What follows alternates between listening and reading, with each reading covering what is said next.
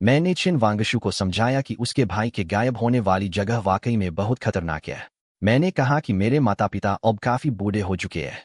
उनकी सेवा शुश्रूषा की जिम्मेदारी पूरी तरह से मेरे कंधों पर है, इसलिए चाहकर भी मैं उसकी मदद नहीं कर पाऊंगा। मेरी ये बातें सुनकर छिन वांगशु अपने होंठ सिकोड़कर गहराई से कुछ सोचने लगी। उसने मुझसे पूछा कि तुम्हारे हिसाब से माता पिता की देखभाल के लिए कितने पैसों की जरूरत होगी। मैं थोड़ा सटका गया। ऐसा लगा जैसे अभी भी उसे कोई गलतफहमी है। फिर मैंने सामने बैठी सादे कपड़ों में लिपटी छिन वांगशु को देखा और सोचा कि क्यों न एक बड़ी रकम मांग लो, ताकि वह खुद ही इस विचार को हमेशा के लिए छोड़ दे। मैंने लापरवाही से कहा, भाई कम से कम $20 तक है। इतनी बड़ी रकम का नाम सुनकर छिन वांगशु ने बस अपना सिर हिला दिया। उसे असमंजस में देख मैंने राहत की एक लंबी सांस ली। शुक्र है, अब शायद वह समझ गई है और अपना इरादा बदल लेगी। हालांकि अब इतनी बड़ी फीस मांगना थोड़ा अजीब लग रहा था, लेकिन तभी कुछ ऐसा हुआ जिसकी मैंने उम्मीद नहीं की थी। छिन वांगशु बेहद शांत नजर आने लगी। उसने मुझे टोका और कहा कि मुझे यह बताना चाहिए कि हर महीने या तिमाही में असल में कितना खर्चा आता है। सिर्फ एक बड़ा गोलमोल आंकड़ा बताने का कोई तुक नहीं बनता, क्योंकि तुम चाहे कितनी भी बड़ी रकम मांग लो, वह कभी भी पूरी तरह से काफी नहीं होगी। उसने सुझाव दिया, क्यों न हम इसे एक व्यवस्थित तरीके से करें। उसने कहा कि वह मेरे बैंक खाते में नियमित रूप से पैसे ट्रांसफर करती रहेगी। मेरे $30 और यह सिलसिला तब तक चलेगा जब तक मैं उसके भाई को ढूंढ नहीं लेता। उसने मुझे भरोसा दिलाया कि उसके खाते में इतने पैसे हैं कि वह सदियों तक ऐसे भुगतान कर सकती है, और काम पूरा होने पर वह मुझे $20 का इनाम भी देगी, बशर्ते मैं उसकी बात मानूं और पूरी शिद्दत से उसके भाई की तलाश करूं। उसने कहा कि वह अपने वकील से एक कॉन्ट्रैक्ट जिससे हम दोनों के अधिकार सुरक्षित रहें। यह सुनकर तो मेरी बोलती ही बंद हो गई। क्या यह महिला वाकई सीरियस है? अब यह मायने ही नहीं रखता कि वह मानसिक रूप से ठीक है या नहीं। क्या फर्क पड़ता है कि वह झूठ बोल रही है या सच? इस दुनिया में पैसे कमाने से ज्यादा जरूरी अपने परिवार को अच्छी जिंदगी देना है। यह सोचकर मैंने और देरी नहीं की और हाँ कह दिया। मैंने उससे कहा कि पहले महीने के पैसे अभी ट्रांसफर कर दे। अगले दिन एक प्रोफेशनल लॉ फर्म ने छिन वांगशु की शर्तों का एकदम पक्का और कानूनी अनुबंध तैयार कर दिया। कागजी कार्रवाई पूरी होने के बाद छिन वांगशु की आंखों में एक अलग ही चमक आ गई। उसने बेताबी से पूछा कि अब आगे हमें क्या करना होगा। सच कहूं तो मैं भी काफी खुश था। जब पैसा जेब में आ जाए तो दुनिया का हर काम आसान लगता है, लेकिन अब काम शुरू करने का वक्त था। मैंने थोड़ी देर सोचा और मुझे एक तरकीब सूझी। मैंने कहा कि अब हमें उसके भाई की उस गर्लफ्रेंड से मिलना चाहिए। छिन वांगशु का चेहरा तुरंत उतर गया। उसने पूछा कि उसे मिलने का क्या फायदा? वह तो पहले से ही मानती है कि मैं पागल हूँ, और उसे तो मेरे भाई की याद तक नहीं है। उसने बताया कि वह शादी भी कर चुकी है और उसका 6 साल का एक बेटा भी है। छिन वांगशु ने कहा कि उसका तो उसे शक्ल देखने का भी मन नहीं है, वह तो एक धोखेबाज है। यह सुनकर मैं चौंक गया। मैंने पूछा, तुम्हारा भाई तो सिर्फ 1 महीने पहले गायब हुआ है, ऐ ना? तो उसका 6 साल का बेटा कहाँ से आ गया? छिन वांगशु ने होंठ सिकोड़कर कहा कि उसे क्या पता। उसने बस इतना कहा कि भाई के गायब होने के बाद से वह किसी और की पत्नी बन गई है, और यह सिलसिला तो सालों से चल रहा है। मैंने अपनी आंखें सिकोड़ी। मामला तो दिन ब दिन और उलझता जा रहा था। मैंने उसे समझाया कि तुम्हारे अलावा वही तुम्हारे भाई के सबसे करीब रही होगी। तुम्हारी यादें तो बिल्कुल वैसी ही है। शायद उसकी यादों के साथ छेड़छाड़ की गई हो। हम दोनों की यादों का आपस में मिलान करेंगे तो शायद कोई सुराग मिल जाए। फिर एक कॉफी शॉप में हमने छिन शुइवे और उसके बेटे से मुलाकात की। उस मां बेटे को देखते ही मुझे कुछ गड़बड़ सा महसूस हुआ, पर मैं ठीक से पकड़ नहीं पाया कि ऐसा क्यों लगा। छिन शुइवे बड़े सुकून और शांति से बातें कर रही थी। उसने कहा कि वह छिन वांगशु की बस एक ट्यूटर रही थी और इसी तरह उनकी जान पहचान और दोस्ती हुई थी। उसने दो टूक कहा कि जो बातें तुम कह रहे हो वह मुमकिन ही नहीं है। उसने कहा यह सब हकीकत से दूर है और इसमें विज्ञान जैसी कोई बात नहीं है। उसने सलाह दी कि तुम्हें डॉक्टर के पास जाना चाहिए, वही तुम्हें सही सलाह दे पाएंगे। शायद छिन वांगशु को वाकई यह लगने लगा था कि छिन शुइवे ने उसके भाई को धोखा दिया है। छिन शुइवे के बेटे को देखकर उसका गुस्सा और भी भड़क गया। ऐसा लगा जैसे वह अभी चिल्लाने ही वाली थी। मैंने तुरंत उसे चुप कराया और छिन शुइवे से पूछा, मैडम आपकी शादी को कितना वक्त हो गया? यह बच्चा तो बिल्कुल अपने पिता जैसा दिखता होगा। बच्चे की बात सुनते ही छिन शुइवे की आंखों में प्यार उमड़ आया। उसने बताया कि उनकी शादी के बाद ही बच्चा हुआ था। यह बच्चा 6 साल का है अब, और उनकी शादी को भी पूरे 6 साल हो चुके अब। उसने मुस्कुराते हुए कहा कि लोग कहते हैं लड़का मां जैसा होता है और लड़की पिता जैसी। पर यह बातें तो सच नहीं होती। मेरा बेटा तो बिल्कुल अपने पापा की फोटोकॉपी है। वैसे भी महिलाओं को बच्चों पर बात करना हमेशा पसंद होता है। वे घंटों बोल सकती है। हमने थोड़ी और बातचीत की और इस बीच मैंने थोड़ी चालाकी दिखाई और झुके से चिन छुए और उसके बच्चे के बाल ले लिए। फिर हम वहां से उठकर चल दिए। कॉफी शॉप से बाहर निकलते ही चिन वांगशु मुझे घृणा से देखने लगी। उसने पूछा कि इतनी सी बातचीत में तुम्हें क्या पता चल गया। मैंने अपने हाथ फैलाए और दिखाया कि मेरे पास चिन छुए और उसके बच्चे के बाल है। मैंने सफाई दी कि ये मैंने वहीं से चालाकी से लिए है। चिन वांगशु उलझन में मुझे देखने लगी और पूछा कि तुम्हें बालों का क्या काम, क्या तुम उन पर जादू टोना करोगे। मैंने अपनी आंखें घुमाई और पूछा कि आखिर सोच क्या रही हो, थोड़ा तो वैज्ञानिक नजरिया रखो यार। चिन वांगशु मुझे एक अजीब सी नजर से देखने लगी और उसने पूछा, क्या तुम्हें नहीं लगता कि बच्चा माँ से बिल्कुल भी नहीं मिलता। चिन वांगशु ने मेरे हाथ में लिए बालों को देखा और तुरंत मेरी बात का मतलब समझ गई। सालों पहले एक अजीब सी लड़की मेरे पास आई थी। उसने बताया कि उसका एकमात्र परिवार का सदस्य गायब हो गया था और ऐसा लग रहा था जैसे इस दुनिया में उसके होने का कोई नामो निशान ही नहीं बचा। उसने मुझसे मदद की गुहार लगाई, पर मैं तो बस लोगों को बेवकूफ बनाकर पैसे कमाने वाला एक ज्योतिषी था। मेरी पहली प्रतिक्रिया थी कि उसे जाकर पुलिस को बताना चाहिए, लेकिन वह रोते हुए बोली कि वह पहले ही सब कुछ आजमा चुकी है, अब बस ज्योतिष ही उसका आखिरी सहारा बचा था। लाचार होकर मैंने एक कागज निकाला और उससे कहा कि उसके दिमाग में जो पहला अक्षर आए वो उस पर लिख दे। उसने अनजाने में पान फैन शब्द लिखा है। मैंने थोड़ा सोचा और सोचा कि पहले अपनी फीस पक्की कर लूं, फिर बाकी बातें देखूंगा। मैंने उस पान शब्द को तोड़कर जल, रंग और खेत के अर्थ निकाले, जो काफी आसान था। रंग का मतलब तलाश से जोड़ा और जल को दक्षिण पश्चिम दिशा की तरफ इशारा माना, मतलब आदमी दक्षिण पश्चिम दिशा में कहीं है। फिर मैंने उसे विदेशी धरती का नाम दे दिया कि शायद वह किसी दूसरे देश में है, शायद वह देश में तो नहीं है। मैंने उसे म्यांमार या वियतनाम जैसे इलाके का नाम सुझा दिया। मैं अपने मन में ही खुश हो रहा था। आखिर म्यांमार के उत्तर वाले इलाके तो खतरनाक ही है, वहां किसी के गायब होने की बात कहना सबसे सेफ दाव है। लेकिन मेरी बातों ने तो उस लड़की की आंखों में उम्मीद की एक चमक भर दी। उसने कहा, हाँ तुम बिल्कुल सही कह रहे हो। गायब होने से पहले मेरे भाई म्यांमार सीमा के पास के जंगलों के बारे में काफी रिसर्च कर रहे थे। क्या तुम्हें कुछ और भी पता चल सकता है। मैं थोड़ा सा अवाक रह गया। मैंने सोचा, क्या यह सच में काम कर गया। फिर मुझे बात को आगे बढ़ाने के लिए अपना ढोंग जारी रखना पड़ा। मैंने कहा कि पान का मूल अर्थ तिब्बती सभ्यता से जुड़ा है, जिसका इतिहास बहुत पुराना है। बाद में यह पूरी दुनिया में फैल गया और अक्सर पौराणिक कथाओं में इसका जिक्र आता है, जैसे कि पेंडोरा या देवता पैन। अफवाहों के मुताबिक प्रागैतिहासिक सभ्यता हिमालय और पर्वत श्रृंखलाओं के बीच ही कहीं खो गई थी।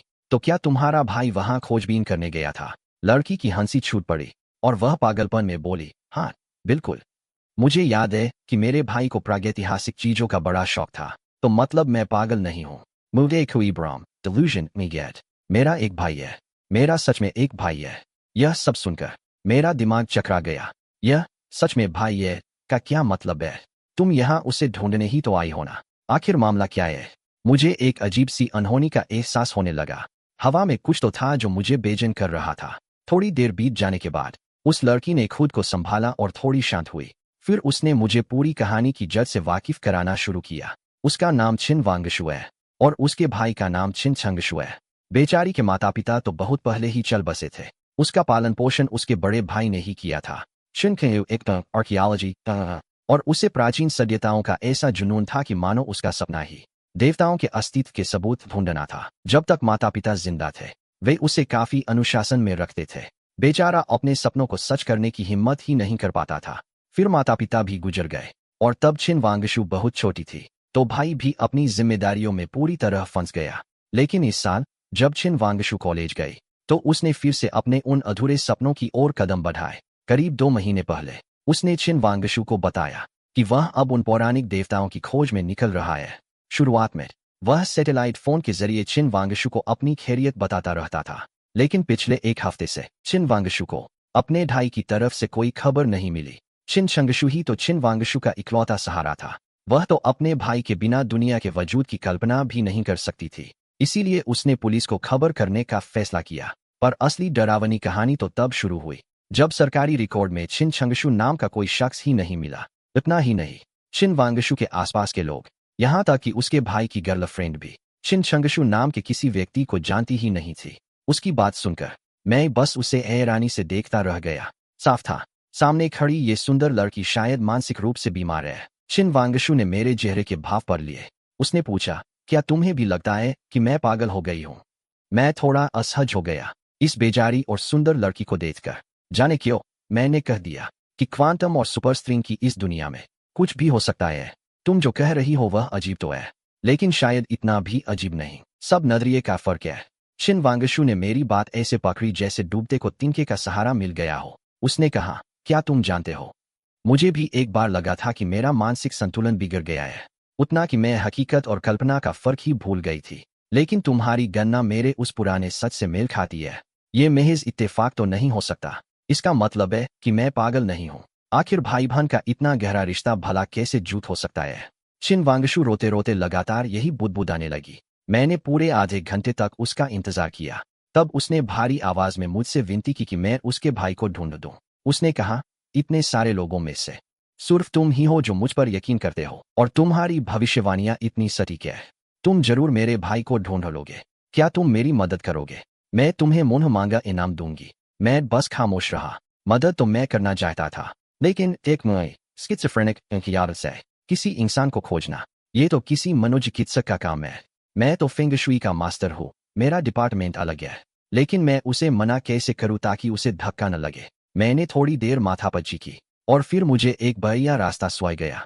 कुछ घंटों बाद मेरे हाथ में वह डीएनए रिपोर्ट थी और मैं पूरी तरह हैरान था। छिन शुइवे का बच्चा सच में उसका अपना नहीं था।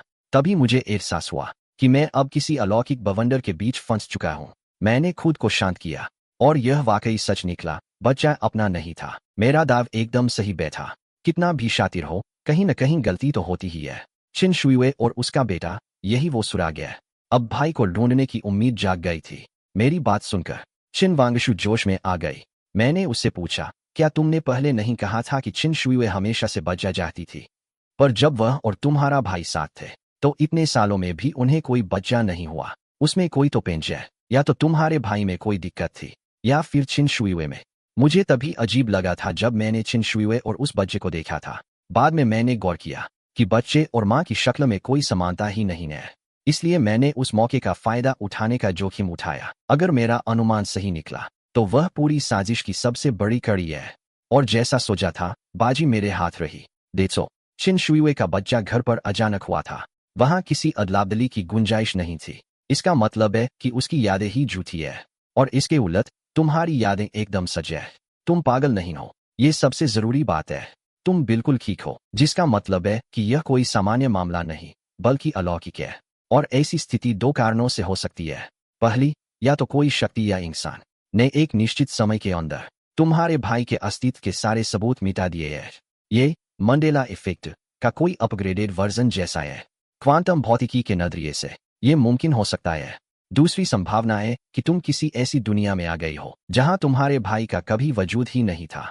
फिफ्थ आयाम डिमेंशन में तुम्हारा भाई शायद कभी पैदा ही नहीं हुआ। सुपर स्ट्रिंग थ्योरी के हिसाब से ये भी संभव है। लेकिन चूंकि छिन शुइवे की यादें झूठी है और तुम्हारी यादें सच है, तो ये साबित होता है कि तुम किसी समानांतर दुनिया में नहीं हो। इसलिए सिर्फ एक ही जवाब बाकी है कि यह वही दुनिया है जहां तुम्हारा भाई था और वह अभी भी कहीं न कहीं मौजूद है। मतलब हम उसे ढूंढ ही लेंगे।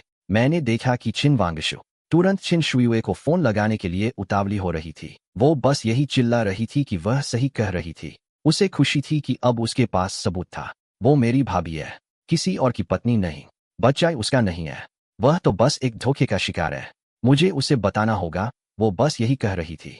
यह सब देखकर मेरी सिट्टी पिट्टी गुम हो गई। मैंने चिल्लाकर कहा, ये क्या कर रही हो? क्या तुम किसी का घर उजाड़ना चाहती हो? उनका इस मामले से कोई लेना देना नहीं है और वे तुम्हारी कोई मदद भी नहीं कर पाएंगे। उन्हें यह साबित करने की जरूरत नहीं है कि तुम पागल नहीं हो। मैंने तुरंत उसका फोन झपट लिया। मेरी डांट सुनकर छिन वांगशु को होश आया। उसने माफी मांगी कि वह जज्बाती हो गई थी। उसने पूछा, क्या कॉल कनेक्ट तो नहीं हो गई? मैंने फोन की स्क्रीन देखी। कुछ ही सेकंड बात हुई थी। उम्मीद है उसने वो जरूरी बातें नहीं सुनी होंगी। छिन वांगशु रोने लगी। वह बोली कि यह सब उसकी गलती है। अगर उसने सुन लिया होगा तो क्या होगा? वह नहीं चाहती कि उसका घर बर्बाद हो। वह तो बस उसे अब भी अपने परिवार जैसा ही मानती थी। मेरी यादों में वह मेरी भाभी ही थी। सालों साथ रहने के बाद मैं जानता था कि उसके मन में कोई बुराई नहीं थी, लेकिन दूसरी तरफ शहर के एक फ्लैट में चिन शुयुए का चेहरा सफेद पड़ चुका था। उसकी नजरें बिल्कुल खाली थीं। तभी वह अचानक झटके से उठी और पागलों की तरह घर से बाहर दौड़ पड़ी। अस्पताल में चिन वांगशु अब थोड़ा संभल गई थी। मैंने पूछा कि क्या अब ठीक हो? चिन वांगशु ने सिर हिलाया, एक धीमी सी हूं की आवाज निकाली और फिर मासूमियत से मेरी तरफ देखने लगी। उसने डरते हुए पूछा कि क्या वाकई कोई अनजान शक्ति या कोई ऐसी ताकत है जिसने मेरे भाई के होने के सारे निशान मिटा दिए? उसने पूछा, क्या ऐसा मुमकिन है कि मेरे भाई को अतीत में ही कहीं मार दिया गया हो, यहाँ तक कि उसके पैदा होने से भी पहले? मैंने अपना सिर हिलाकर इनकार कर दिया। मैंने कहा कि नहीं, ऐसा बिल्कुल नहीं है, निश्चिंत रहो। अगर तुम जैसा कह रही हो वैसा हुआ होता तो तुम्हारा भाई भौतिक दुनिया से ही पूरी तरह गायब हो चुका होता। तो तुम्हें उसके होने की यादें ही नहीं बची होती। इसका मतलब है तुम्हारा भाई कम से कम उस समय तक तो जिंदा था जब तुमने उससे आखिरी बार बात की थी। तो यह शायद सिर्फ वैसी ही कोई अफवाहें होंगी जैसे ब्लू बीम प्रोजेक्ट के बारे में सुनते हैं। ये ऐसी शक्तियां होती है जो सूक्ष्म तरीके से इंसानी यादों को प्रभावित करती है। कुल मिलाकर ये समय में पीछे जाने जैसा कोई फिजिकल कारनामा तो बिल्कुल नहीं है। हम तुम्हारे भाई को जरूर ढूंढ निकालेंगे। हालांकि चिन वांगशु को नहीं पता था कि ब्लू बीम प्रोजेक्ट क्या है, पर अब उसे मेरी बातों पर पूरा भरोसा था। उसने पूछा, तो अब हमें क्या करना चाहिए? मैंने बिना एक पल सोचे फैसला ले लिया। मैंने उससे कहा, चलो अब मुझे वो सब दिखाओ जो भी जानकारी और दस्तावेज तुम्हारे भाई ने जमा किए थे। मुझे यह जानना ही था कि उसने आखिर क्या क्या किया था और वो आखिर गया कहाँ था। सच कहूँ तो अब मेरा मन वाकई इस लड़की की मदद करने का बन गया था। साथ ही मैं यह भी समझना चाहता था कि आखिर वो कौन सी शक्ति है जो इतने लोगों की यादें बदल सकती है। किसी इंसान को दुनिया से ऐसे मिटा देना कि किसी को कानों कान खबर तक न हो, ये तो वाकई में डरावना है। मैं तो अब यह सोचने पर मजबूर हो गया था कि कहीं मैं खुद भी तो उन लोगों में से नहीं हूं जिनकी यादें बदली जा चुकी है। मैं यह सोचकर ही काम जाता था कि अगर मेरे साथ भी ऐसा कुछ हुआ तो क्या होगा। चिन वांगशु ने अपना सिर हिलाया और आह भरते हुए कहा कि उसके भाई के सारे दस्तावेज गायब हो चुके हैं। उसे नहीं पता कि वो सब कहाँ चले गए। ऐसा लगता था जैसे उसके भाई का हर निशान दुनिया से ही मिट गया हो। लेकिन उसे याद था कि उसने क्या क्या पढ़ा था और वो 2 नक्शे भी याद थे जो उसने बेसमेंट में लटकाए थे। उसने सुझाव दिया कि हम बुक स्टोर चलते हैं और वो सारी किताबें फिर से खरीद लेते हैं जो उसे याद है, ताकि हम उन्हें घर ले जाकर पढ़ सकें। चिन चंगशु के गायब होने से पहले उसने जो किताबें पढ़ी थीं उनकी लंबी फेहरिस्त थी। उसमें हर देश के पौराणिक किस्से शामिल थे, इतिहास, ब्रह्मांड के राज और सुमेरियन सभ्यता जैसे भारी विषय थे, और तमाम पुरातत्व खोजें भी। चिन वांगशु ने उन सारी किताबों को खरीदने में कोई कसर नहीं छोड़ी जो उसे याद थी। बस एक नक्शा था जो उसे कहीं नहीं मिल रहा था। उसे नाम तो नहीं पता था, बस इतना पता था कि उसका आकार बहुत अजीब सा था। वो पृथ्वी के नक्शे जैसा तो बिल्कुल नहीं लगता था। फिर चिन वांगशु मुझे अपने घर ले गई। 7 एकड़ में फैला हुआ उसका आलीशान बगीचा, जहां वो अकेली रहती थी। कुछ ही मिनटों बाद हम उसके बेसमेंट में पहुंच गए। मैंने उससे पूछा कि निकलने से पहले उसके भाई ने कौन सी किताबें सबसे ज्यादा पाई थीं। चिन वांगशु ने 3 किताबें और एक नक्शा सामने रख दिया। उसने कहा कि शायद यही वो चीजें हैं जिन्हें वो सबसे ज्यादा देखता था। मैंने उन तीनों किताबों को डेस्क पर फैलाया। वे थीं left and sister right neighbour and यांगचिंग जो उबिसंडिंग और 12,000 साल पुराना आसमान। उन किताबों और नक्शे को देखकर मैं गहरी सोच में डूब गया। मैंने पूछा, क्या तुम्हारे भाई ने इस नक्शे पर कोई निशान लगाया था? उसने बताया कि भाई ने एक ऊंचे पहाड़ पर निशान लगाया था। हालांकि एक दूसरे नक्शे पर उसने बहुत सारे निशान लगाए थे, मगर वो नक्शा बुक स्टोर में मुझे कहीं नहीं मिला। चिन वांगशु ने बेन पहाड़ की तरफ इशारा किया और घबराकर पूछा कि क्या उसे लगता है कि उसका भाई वहीं गया है। मैंने कहा, पक्का तो नहीं कर सकता, पर मुझे नहीं लगता कि मामला इतना सीधा होगा। तुम मुझे उस दूसरे नक्शे का जैसा भी तुम्हें याद है एक खाका बना कर दो। जितना याद है उतना ही बनाओ। चिन वांगशु ने एक रफ नक्शा तैयार किया। उसे देखते ही मैं दंग रह गया। यह नक्शा तो जर्मन भूवैज्ञानिक अल्फ्रेड वेगन का था, जिन्होंने महाद्वीपीय प्लेटों के आकार के आधार पर पृथ्वी की शुरुआती बनावट का अंदाजा लगाया था। पेंजिया किसी महान विदेशी खोजकर्ता ने कभी कहा था कि वे आपको सोना चांदी तो नहीं दिला सकते, पर देवताओं के पद जिहन तक जरूर पहुंचा सकते हैं। मुझे लगता है कि तुम्हारा भाई इसी नक्शे के सहारे देवताओं के उन निशानों को ढूंढना चाहता था। पहले तो मुझे समझ नहीं आ रहा था कि इन 3 किताबों का क्या ताल्लुक है, लेकिन इस नक्शे को देखने के बाद मुझे साफ पता चल गया कि तुम्हारे भाई ने आखिर यही 3 किताबें क्यों चुनी थीं? शिन वांगशु ने उत्सुकता से पूछा। क्या इस नक्शे और उन किताबों में कोई कनेक्शन है? जाहिर है, बहुत गहरा कनेक्शन है। पंजिया युग के समय पृथ्वी पर कोई अक्षीय झुकाव नहीं था। उन आंकड़ों के हिसाब से हम प्राचीन समय से चले आ रहे भौगोलिक प्रमाणों का पता लगा सकते हैं और इस तरह देवताओं के सबूत मिल सकते हैं। और इस नक्शे पर बेन पहाड़ वही जगह होनी चाहिए जहां तुम्हारा भाई गया है। मैंने जहां इशारा किया उसे देखकर शिन वांगशु खुशी से चिल्लाई की उसे याद आ गया, उसके भाई ने ठीक इसी जगह निशान लगाया था। मैंने गर्व से मुस्कुराते हुए कहा, अगर मेरा अंदाजा सही है तो यह एक पूरा रूट मैप है। इसी नक्शे के जरिए हम तुम्हारे भाई तक पहुंच सकते हैं। शिन वांगशु खुशी के मारे उछल पड़ी और उसने पूछा कि तुम तो एक फेंगशुई मास्टर हो, तुम्हें इन वैज्ञानिक चीजों की समझ कैसे है? मैंने अपने कंधे उचकाए और कहा कि ये सब समझने के लिए तो फेंगशुई मास्टर होना ही जरूरी है। मैंने अपनी खुड्डी खुजाई। मेरे मन में अभी भी एक सवाल था, आखिर तुम्हारी यादें पूरी तरह महफूज कैसे रहीं, जबकि बाकी सबकी यादों के साथ छेड़छाड़ कर दी गई? अगर किसी शक्ति को तुम्हारे भाई के होने के सारे सबूत मिटाने थे तो सबसे पहला निशाना तो तुम्हारी यादें ही होती, लेकिन तुम्हारी यादें तो जस की तस है। क्या ये अजीब बात नहीं है? शिन वांगशु के चेहरे पर भी अब चिंता की लकीरें उभर आईं। उसने माना, हाँ, उस शक्ति ने तो छिन शुए के लिए एक नया परिवार तक खड़ा कर दिया, एक नकली बच्चा तक दे दिया, तो फिर मेरी यादें क्यों छोड़ दी? मैंने थोड़ी देर विचार किया और पूछा, क्या पता तुम्हारा बचना ही उसका असल मकसद हो? तुम्हारी यादें इसलिए सुरक्षित रखी गई ताकि तुम खुद अपने भाई को ढूंढ सको। अगर ऐसा है तो क्या तुम अब भी अपने भाई को ढूंढने की हिम्मत करोगी? मेरा यह अंदाजा सुनकर छिन वांगशु के होश उड़ गए। वो बुरी तरह सहम गई थी, पर फिर भी उसने बिना देरी किए सिर हिला दिया। उसने कहा, मैं जाऊंगी, चाहे कितना भी बड़ा जाल क्यों न हो, मैं कूद जाऊंगी। ठीक है, क्या तुम्हारे पास कोई ऐसी चीज है जिस पर कोई मैग्नेटिक फील्ड हो? मेरी बात सुनते ही शिन वांगशु को सब समझ आ गया। अगले आई फिर उसने एक पेंडेंट लॉकेट निकाला। उसने बताया कि यह उसके भाई ने उसे दिया था। भाई ने कहा था कि यह बहुत दुर्लभ धातु से बना है, शायद अभी तक उसका नाम भी नहीं रखा गया है।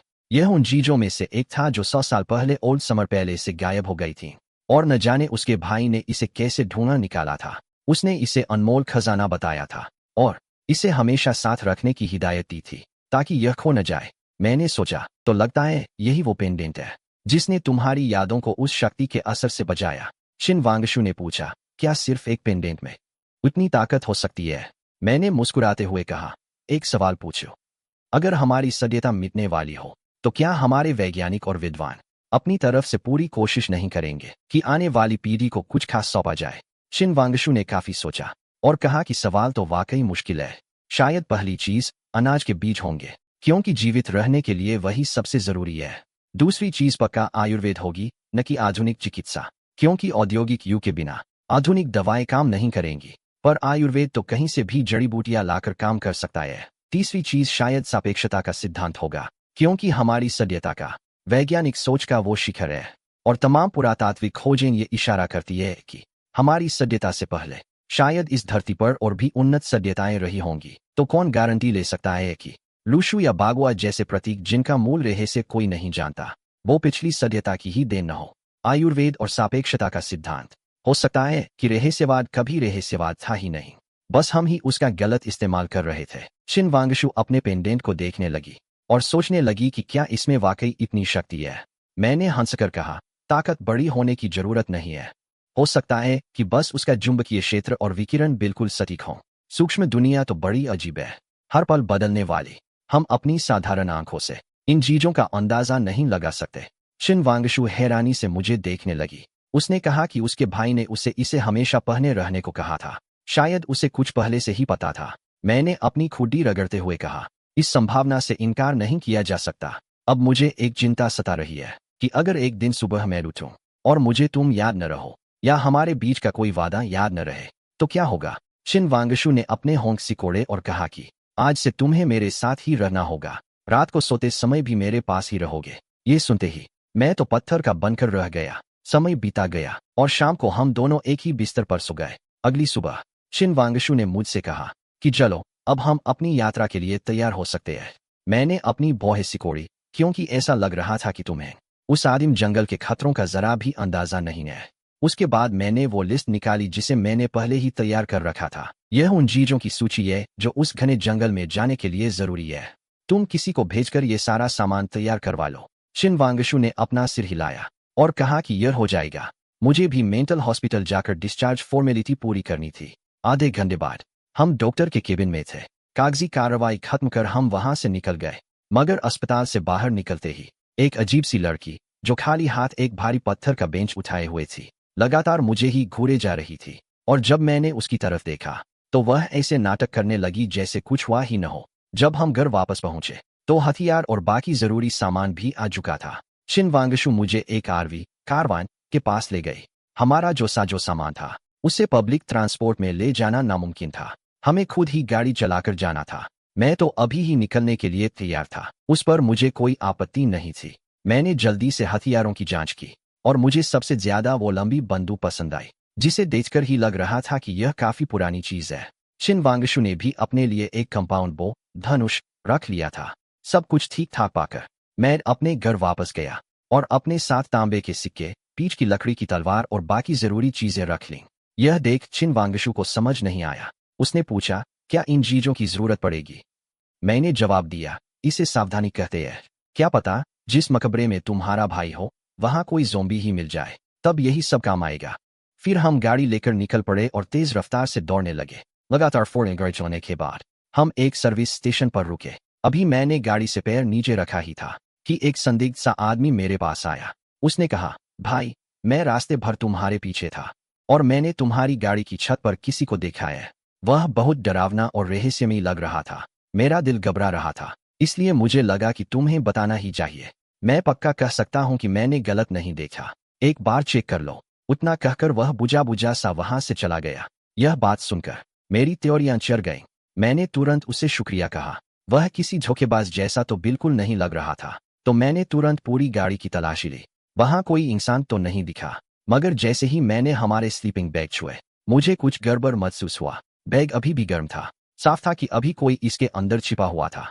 मतलब कोई पक्का हमारी गाड़ी के नीचे या कहीं और छिपा था और शायद अभी मौका पाकर भाग गया। चिन वांगशु डर गई थी। आखिर कौन हमें फॉलो कर रहा था? मैं थोड़ी देर चुप रहा। अगर यह तुम्हारे भाई की तलाश से जुड़ा है तो यह मुमकिन है कि उसके गायब होने के पीछे कोई साजिश हो। इसका मतलब है कि आगे का रास्ता बहुत खतरनाक होने वाला है।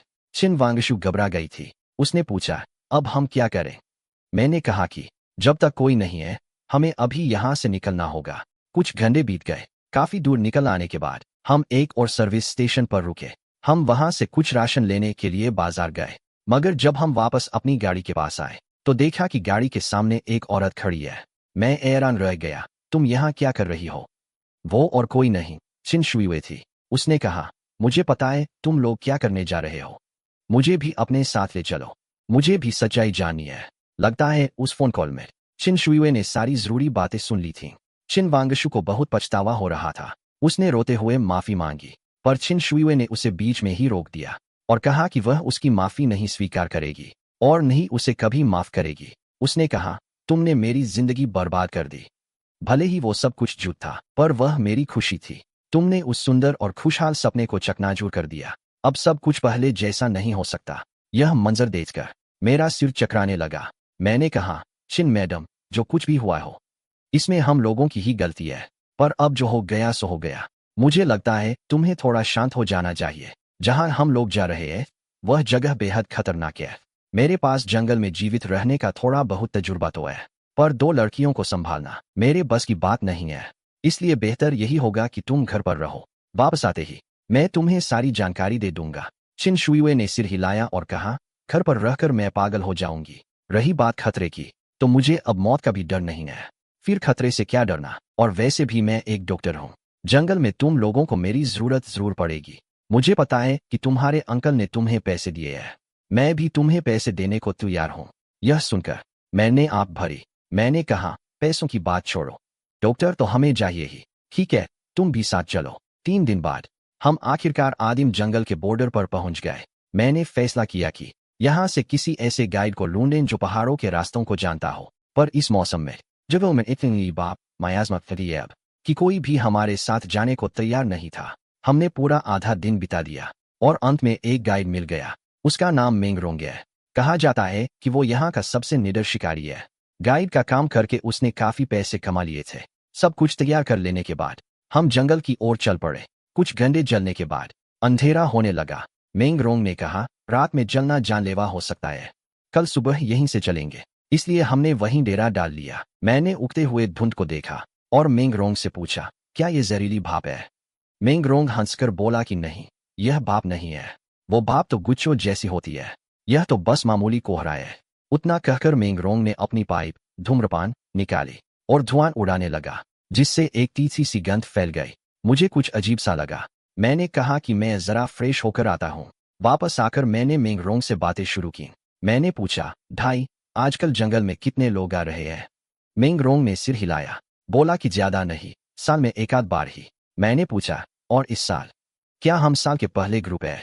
वो बोला कि तुम लोग तो इस साल के तीसरे ग्रुप हो। कुछ दिन पहले ही कुछ नौजवान अंदर गए थे, पर उन्होंने किसी लोकल गाइड की मदद नहीं ली थी। पता नहीं वो क्या करने गए थे। और लगभग 2 महीने पहले कुश और लंके आए थे। उन्होंने कहा कि वो वॉरिंग स्टेट्स का कोई पुराना शहर ढूंढने निकले हैं। उन्होंने भी किसी लोकल गाइड को साथ नहीं लिया था। यह सुनकर मुझे कुछ कौन था। मैंने पूछा कि क्या तुम्हें पता है उस टीम के लीडर का नाम क्या था? मेंगरोंग ने सिर हिलाया, बोला कि नाम तो नहीं पता, बस इतना पता है कि वो जियांग सरनेम का था, काफी हैंडसम भी था। क्या तुम उन्हें पहचानते हो? इससे पहले कि मैं कुछ कहता, चिन वांगशु की आवाज आई। उसने पूछा, क्या वो ऐसा इंसान था जिसके बाल उसकी आंखों पर गिरते थे? मेंगरोंग ने थोड़ा सोचकर कहा, हाँ बिल्कुल। तो तुम लोग वाकई उन्हें जानते हो? चिन वांगशु ने बेताबी से पूछा। 2 महीने पहले जब वो अंदर गए तो क्या वो वापस बाहर आए? मेंगरोंग ने अपना सिर खुजलाया, बोला कि ये तो मैं नहीं जानता। बहुत से लोग यहीं से अंदर जाते हैं, पर बाहर कहीं और से निकलते हैं, या फिर सीमा पार दूसरे देश चले जाते हैं। ये पता लगाना नामुमकिन है। चिन वांगशु मुझे हैरान होकर देखने लगी। उसने कहा, तुम्हारा अंदाजा बिल्कुल सही था। मेरे भाई वाकई इसी जगह आया था। वो कहीं गायब नहीं हुआ था। यह सुनकर चिन शुए हल्की सी कांप उठी। जो यादें उसे सच लग रही थीं वो झूठी थीं, और जो सच था उसके बारे में उसे कुछ अतापता नहीं था। चिन वांगशु ने फिर मेंगरोंग से पूछा, क्या उनकी मंजिल वही थी जहां हम जा रहे हैं? मेंगरोंग ने मना कर दिया, बोला कि मुझे नहीं पता वो कहां जा रहे थे, पर वो काफी रहस्यमयी लग रहे थे। खैर, आज के लिए इतना ही। तुम लोग आराम करो, कल सुबह फिर चलेंगे। फिर दोनों लड़कियां आराम करने चली गईं, और मैं बस अपनी गहरी सोच में डूब गया। मैं जानता था कि आगे का रास्ता जानलेवा है, क्योंकि इतिहास गवाह है कि जब 30,000 का बिन पहाड़ तो अंत में सिर्फ 3,000 है। और सबसे डरावनी बात तो यह थी कि जो लोग जिंदा बचकर वापस लौटे, उन्हें भी नहीं पता था कि उनके साथी आखिर मरे कैसे। आधी रात को जब मैं अपने टेंट में लेटा ही था कि तभी मुझे किसी के आने की आहट सुनाई दी। चिन वांगशु अंदर आई और मेरे पास आकर बैठ गई। मैं समझ गया कि वो डरी हुई थी कि कहीं मेरी यादें भी न बदल दी जाए, इसलिए वह मेरे साथ रहना चाहती थी। वह रजाई के अंदर घुस गई और मेरी तरफ देखकर पूछा कि मेंगरोंग को मेरे भाई के बारे में सब कैसे याद है? उसकी यादें क्यों नहीं बदली गईं? मैंने चिन वांगशु की तरफ देखा, शायद इसलिए कि उसे मेरे भाई का नाम नहीं पता, या शायद उसका होना किसी बड़े रहस्य को साबित नहीं करता, या फिर यह भी हो सकता है कि जो कोई भी ये यादें बदलने का काम कर रहा है, वो बहुत ज्यादा लोगों की यादें बदलने का जोखिम नहीं उठाना चाहता। और उस काम के ताकि सब कुछ एकदम असली लगे। पर कारण जो भी हो, यह हमारे लिए एक अच्छी खबर ही है, क्योंकि यह साबित करता है कि वो सर्वशक्तिमान नहीं है। चिन वांगशु ने आह भरी, बोली कि सोचकर ही डर लगता है कि किसी की यादें बदल दी जाए और उसे पता तक न चले।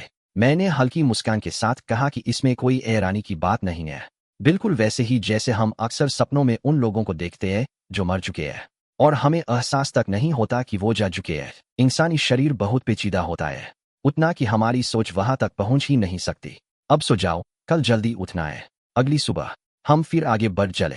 जैसे जैसे हम गहरे जंगल में घुसते गए, ऊपर का आसमान पेड़ों की घनी छतरियों में पूरी तरह गायब हो गया। पूरे एक पहर जलने के बाद हम एक खाड़ी में जा पहुंचे। वहां की हवा में एक अजीब सी मदहोश कर देने वाली खुशबू थी। मैं सोचने लगा, इस खाड़ी में तो हवा का नामो निशान नहीं है, तो ये फूलों की महक कहाँ से आ रही है? मेंगरोंग ने एक और सिगरेट सुलगा ली, बोला कि जंगल में जंगली फूल भरे पड़े हैं, ये कोई बड़ी बात नहीं है, इसमें हैरान होने जैसा कुछ नहीं है। चलो, दिन रहते हुए आगे बढ़ते हैं। यह कहकर वो तेजी से आगे बढ़ गया। करीब 10-15 मिनट और जलने के बाद चिन शुए और चिन वांगशु थकर चूर हो गईं। तभी मेंगरोंग अचानक रुक गया, पीछे मुड़कर हंसते हुए बोला कि क्या तुम्हें नहीं लग रहा कि इस घाटी में कोई भी जीव जंतु क्यों नहीं दिख रहा। तब मुझे समझ आया कि वहां का सन्नाटा कितना डरावना था। न परिंदों की चहचहाहट, न कुछ और। छिन वांगशु हैरान होकर कुछ बोलने ही वाली थी कि उससे पहले ही उसके हाथ पांव ढीले पड़ गए और वो जमीन पर गिर पड़ी। अगले ही पल मैं और छिन शुए भी बेदम होकर गिर गए। मेंग रोंग ने यह नजारा देखा और शैतानी मुस्कान के साथ हंसने लगा। बोला कि यहाँ फूलों की खुशबू नहीं, जहर घुला हुआ है। यह कहकर वो बड़ी नीच नजरों से छिन शुए और छिन वांगशु को देखने लगा। बोला आके 17 साल की उम्र से गेट का कम कर रहा, 20 साल हो गए, पर ऐसी खूबसूरत लड़कियां कभी नहीं देखी। आज तो मेरी किस्मत खुल गई। थोड़ी देर में मैं तुम्हें अपनी गुप्त जगह ले जाकर मजे लूंगा। फिर उसने मेरी तरफ देखा और बोला कि तुम यहीं पड़े पड़े मर जाओ। यह कहकर उसने दोनों को उठाया और वहां से निकल गया। कुछ मिनटों बाद वो एक गुफा में जा पहुंचा। अभी उसने दोनों को नीचे रखा ही था कि वह बेताबी से उनकी ओर लपका। उसने कहा, डरो मत, तुम इतनी सुंदर हो, मैं तुम्हें मारने नहीं वाला। जैसे ही वह उन पर जपता तभी अचानक मेंग रोंग की चीख निकल गई। पता नहीं मैं कब उसके पीछे पहुंच गया और एक झटके में अपनी बंदूक उसके सीने में उतार दी। फिर मैं तुरंत पीछे हट गया क्योंकि वो मुझसे कहीं ज्यादा ताकतवर था। रिस्क लेना ठीक नहीं था, अब बस उसके मरने का इंतजार करना था। मेंग रोंग ने कांपते हुए पीछे मुड़कर मुझे देखा। हैरानी से बोला, यह कैसे मुमकिन है? क्या तुम जहरीली भाप से बेअसर थे?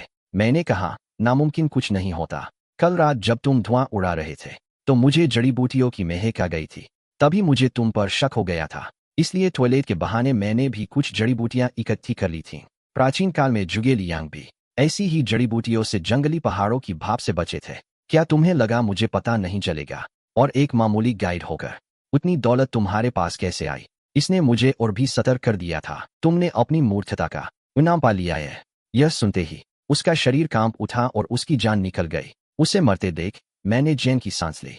फिर मैंने दोनों लड़कियों को वो जड़ी बूटियां खिलाई और उनकी हालत में सुधार होने लगा। मैंने घड़ी देखी, आज आगे बढ़ना नामुमकिन था। यह जगह महफूज थी, इसलिए यहीं रात गुजारना ठीक रहेगा। फिर मैंने मेंग रोंग की लाश को बाहर घसीट दिया और आग जलाकर आराम करने लगा। छिन शुए सहमी हुई आंखों से मुझे देख रही थी। पूछा कि तुमने मुझे पहले क्यों नहीं बताया?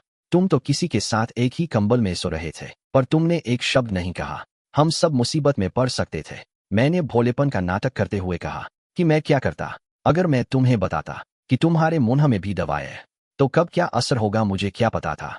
न मुझे ये पता था कि जहर का असर क्या होगा। यह सुनकर दोनों ही मुझ पर भड़क गए। तो क्या तुमने हमें जड़े इस्तेमाल किया? पर छिन वांगशु गंभीर हो गई। अब हमारे पास कोई गाइड नहीं है, अब हम आगे कैसे बढ़ेंगे? मैंने भारी मन से कहा, आगे का रास्ता बहुत खतरनाक है। मेरी राय में तो हमें ये मिशन छोड़ देना चाहिए। पर मेरा सुझाव सुनते ही दोनों ने एक साथ मना कर दिया। तो ठीक है, कल सुबह देखेंगे। फिर हमने थोड़ी बहुत चीजें समेटी और सोने की तैयारी की। मगर तभी गुफा के बाहर एक दहाड़ गूंजी। मैंने तुरंत अपनी बंदूक उठाई और मुहाने पर गया। देखा कि एक विशाल भालू जिसका मुंह खुला हुआ था मेंग रोंग की लाश के पास खड़ा था। मैंने छिन वांगशु और छिन शुए को पीछे हटने का इशारा किया। उस भालू को छेड़ना मौत को दावत देने जैसा था, वरना हम तीनों उसका एक निवाला भी नहीं बनते।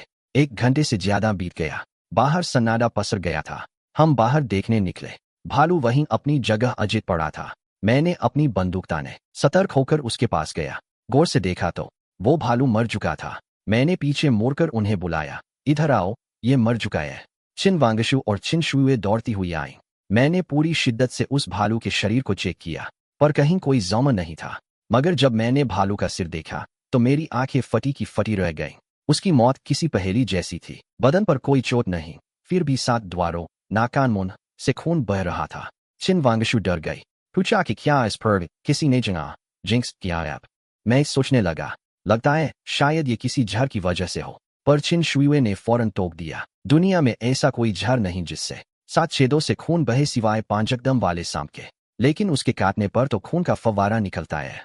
जिस हालत में भालू था वो ऐसा बिल्कुल नहीं लग रहा था। मुझे याद आया कि भालू की दहाड़ एकदम से बंद हो गई थी, मतलब वो पल भर में मर गया था। उसे संभलने का मौका तक नहीं मिला। दुनिया में ऐसी कोई जहरीली चीज नहीं हो सकती। छिन शुए ने अपनी भौहें सिकोड़ी, पर शायद ऐसी कोई चीज हो जो इतना घातक हो। वैसे जहर के अलावा और कोई चारा नहीं बचता, सिवाय इसके कि किसी ने सच में उस पर काला जादू किया हो। मैंने सिर हिलाया। वजह चाहे जो भी हो, हमें और भी ज्यादा सावधान रहने की जरूरत है। फिर हमने थोड़ा सामान बांधा और वहां से निकल चलने का फैसला किया। जैसे ही हम भालू की लाश के पास से गुजरे तो देखा कि भालू के सिर पर एक गड्ढा सा बना हुआ था। मैं पूरी तरह से हैरान रह गया। यह भालू किसी जहर से नहीं मरा था, बल्कि किसी जबरदस्त बाहरी ताकत ने इसका दिमाग अंदर से चकनाचूर कर दिया था। यह सुनकर चिन शुइवे भालू की लाश के पास गई। थोड़ी जांच पड़ताल के बाद उसने कहा कि यह सही नहीं है, इसकी खोपड़ी तो बिल्कुल साबुत है। शायद किसी ने उन्हें सीपीआर दिया था। मुझे यह और भी ज्यादा अविश्वसनीय लगने लगा। क्या कोई ऐसी चीज है जो इसके सिर के अंदर घुस गई और इसने अंदर ही अंदर इसका दिमाग कुचल दिया? चिन शुइवे के पास भी इसका कोई जवाब नहीं था। बाहरी चोट का कोई निशान नहीं, फिर भी अंदर का हिस्सा चकनाचूर। यह तो हमारी समझ के दायरे से बाहर की बात है। इस मंजर ने मुझे अंदर तक डरा दिया था। मैंने चिन वांगशु को गंभीर होकर देखा। मुझे जहरीली गैसों से डर नहीं लगता, नहीं जहरीले कीड़ों मकोड़ों से, पर अब हम किसी ऐसी चीज का सामना कर रहे हैं जिसका हमें अंदाजा भी नहीं। चिन वांगशु, अब हम और अंदर नहीं जा सकते। तुम्हारे भाई को खोजने के चक्कर में हम तीनों की जान जोखिम में नहीं डाल सकता। चलो वापस चलते हैं। चिन वांगशु ने दांत पीसकर कहा कि नहीं, मैं वापस नहीं जाऊंगी। मुझे मौत का डर नहीं है, मुझे बस अपने भाई को ढूंढना है। तुमने मुझसे वादा किया था कि तुम मुझे मेरे भाई तक ले जाओगे। तुम अपने वादे से मुकर नहीं सकते। उसकी यह बात सुनकर मेरे अंदर एक बेनाम गुस्सा भड़क उठा। तुम निडर हो सकती हो, पर मुझे अज्ञात से डर लगता है, और यह हमेशा सबसे खतरनाक होता है। मैं तो तुम लोगों को और आगे नहीं ले जाने वाला। हिम्मत है तो खुद चली जाओ। फिर मैंने चिन शुइवे की तरफ देखा। तुम बताओ, क्या तुम मेरे साथ चलोगी? चिन शुइवे ने करवाहट से मुस्कुराकर कहा, वापस जाकर क्या करूंगी? झूठी यादों के सहारे झूठी खुशियां ढूंढूं, या फिर रोती रहूं? अगर सच नहीं मिला तो मेरे जीने का क्या मतलब है?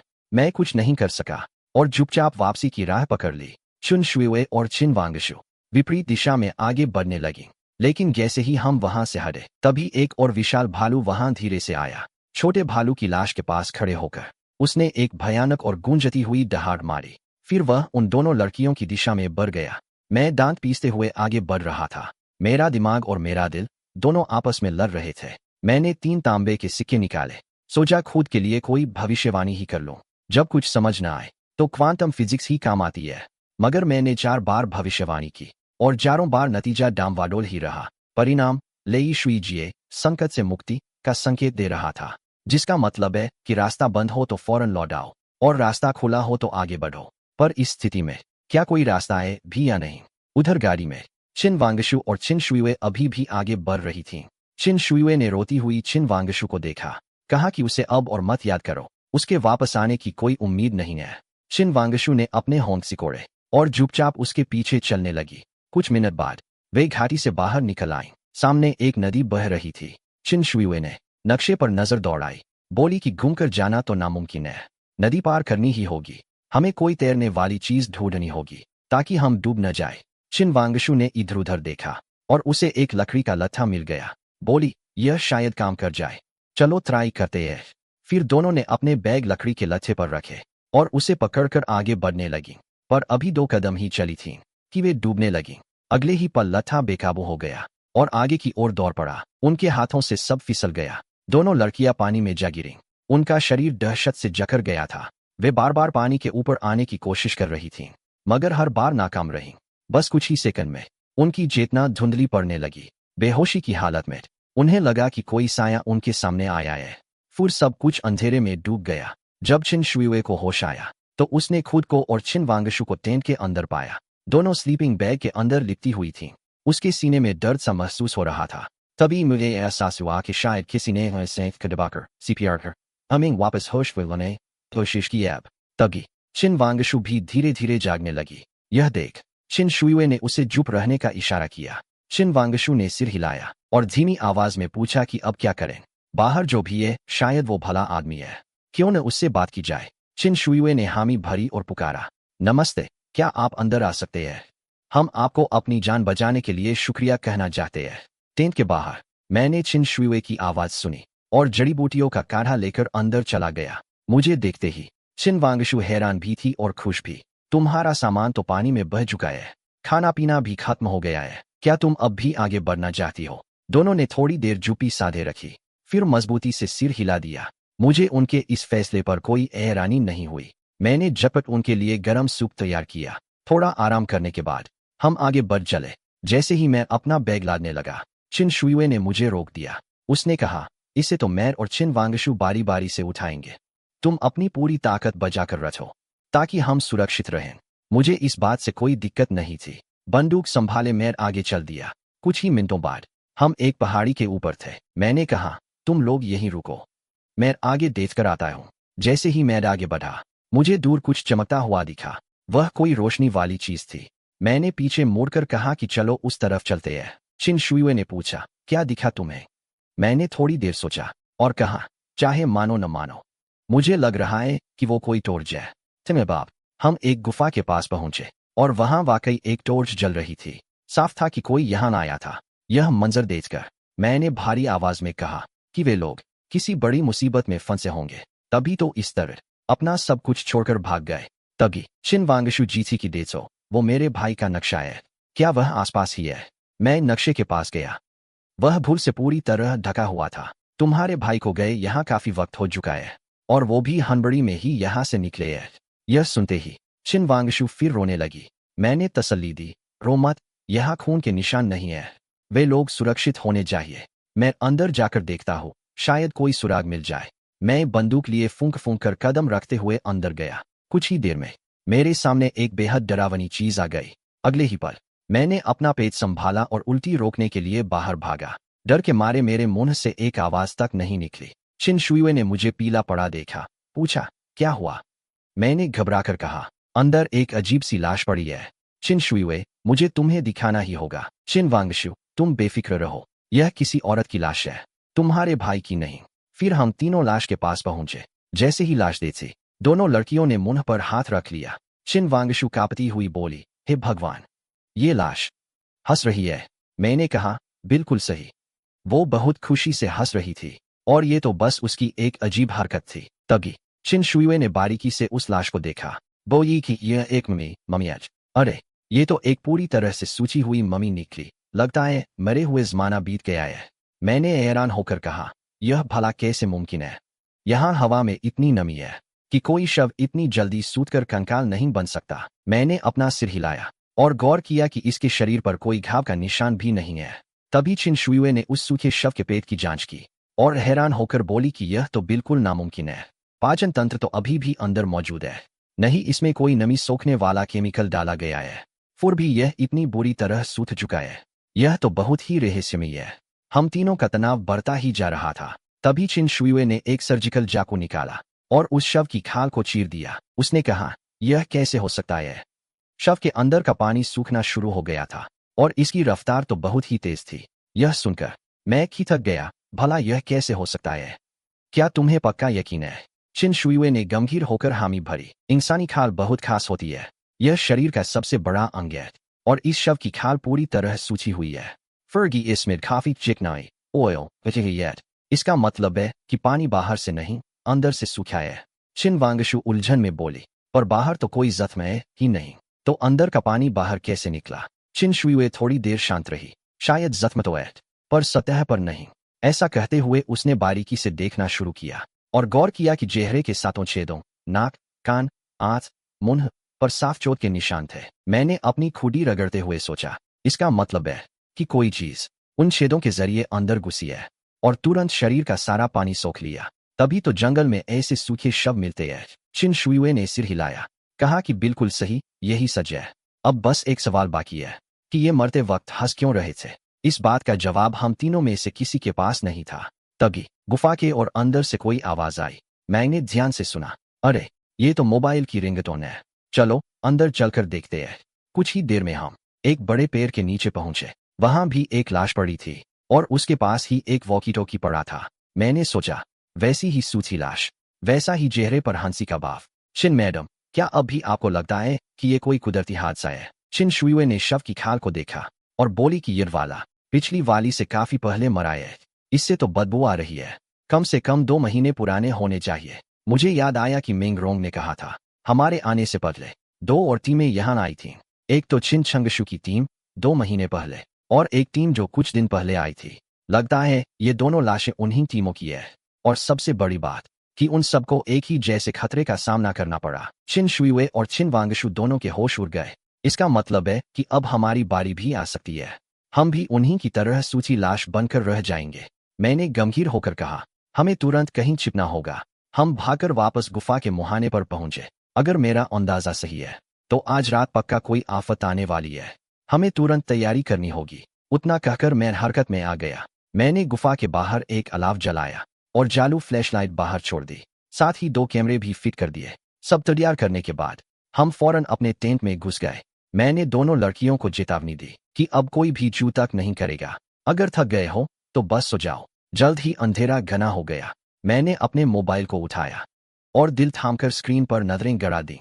तभी एक अजीब सी आवाज गूंजी और अगले ही पल स्क्रीन पर एक डरावना चेहरा हंसता हुआ दिखाई दिया। उसके बाद एक के बाद एक कई डरावने चेहरे सामने आने लगे। जैसे ही हमने उन्हें देखा, हम सब ने डर के मारे अपने मुंह पर हाथ रख लिए। वो पक्का भूत ही है, इसमें कोई शक नहीं।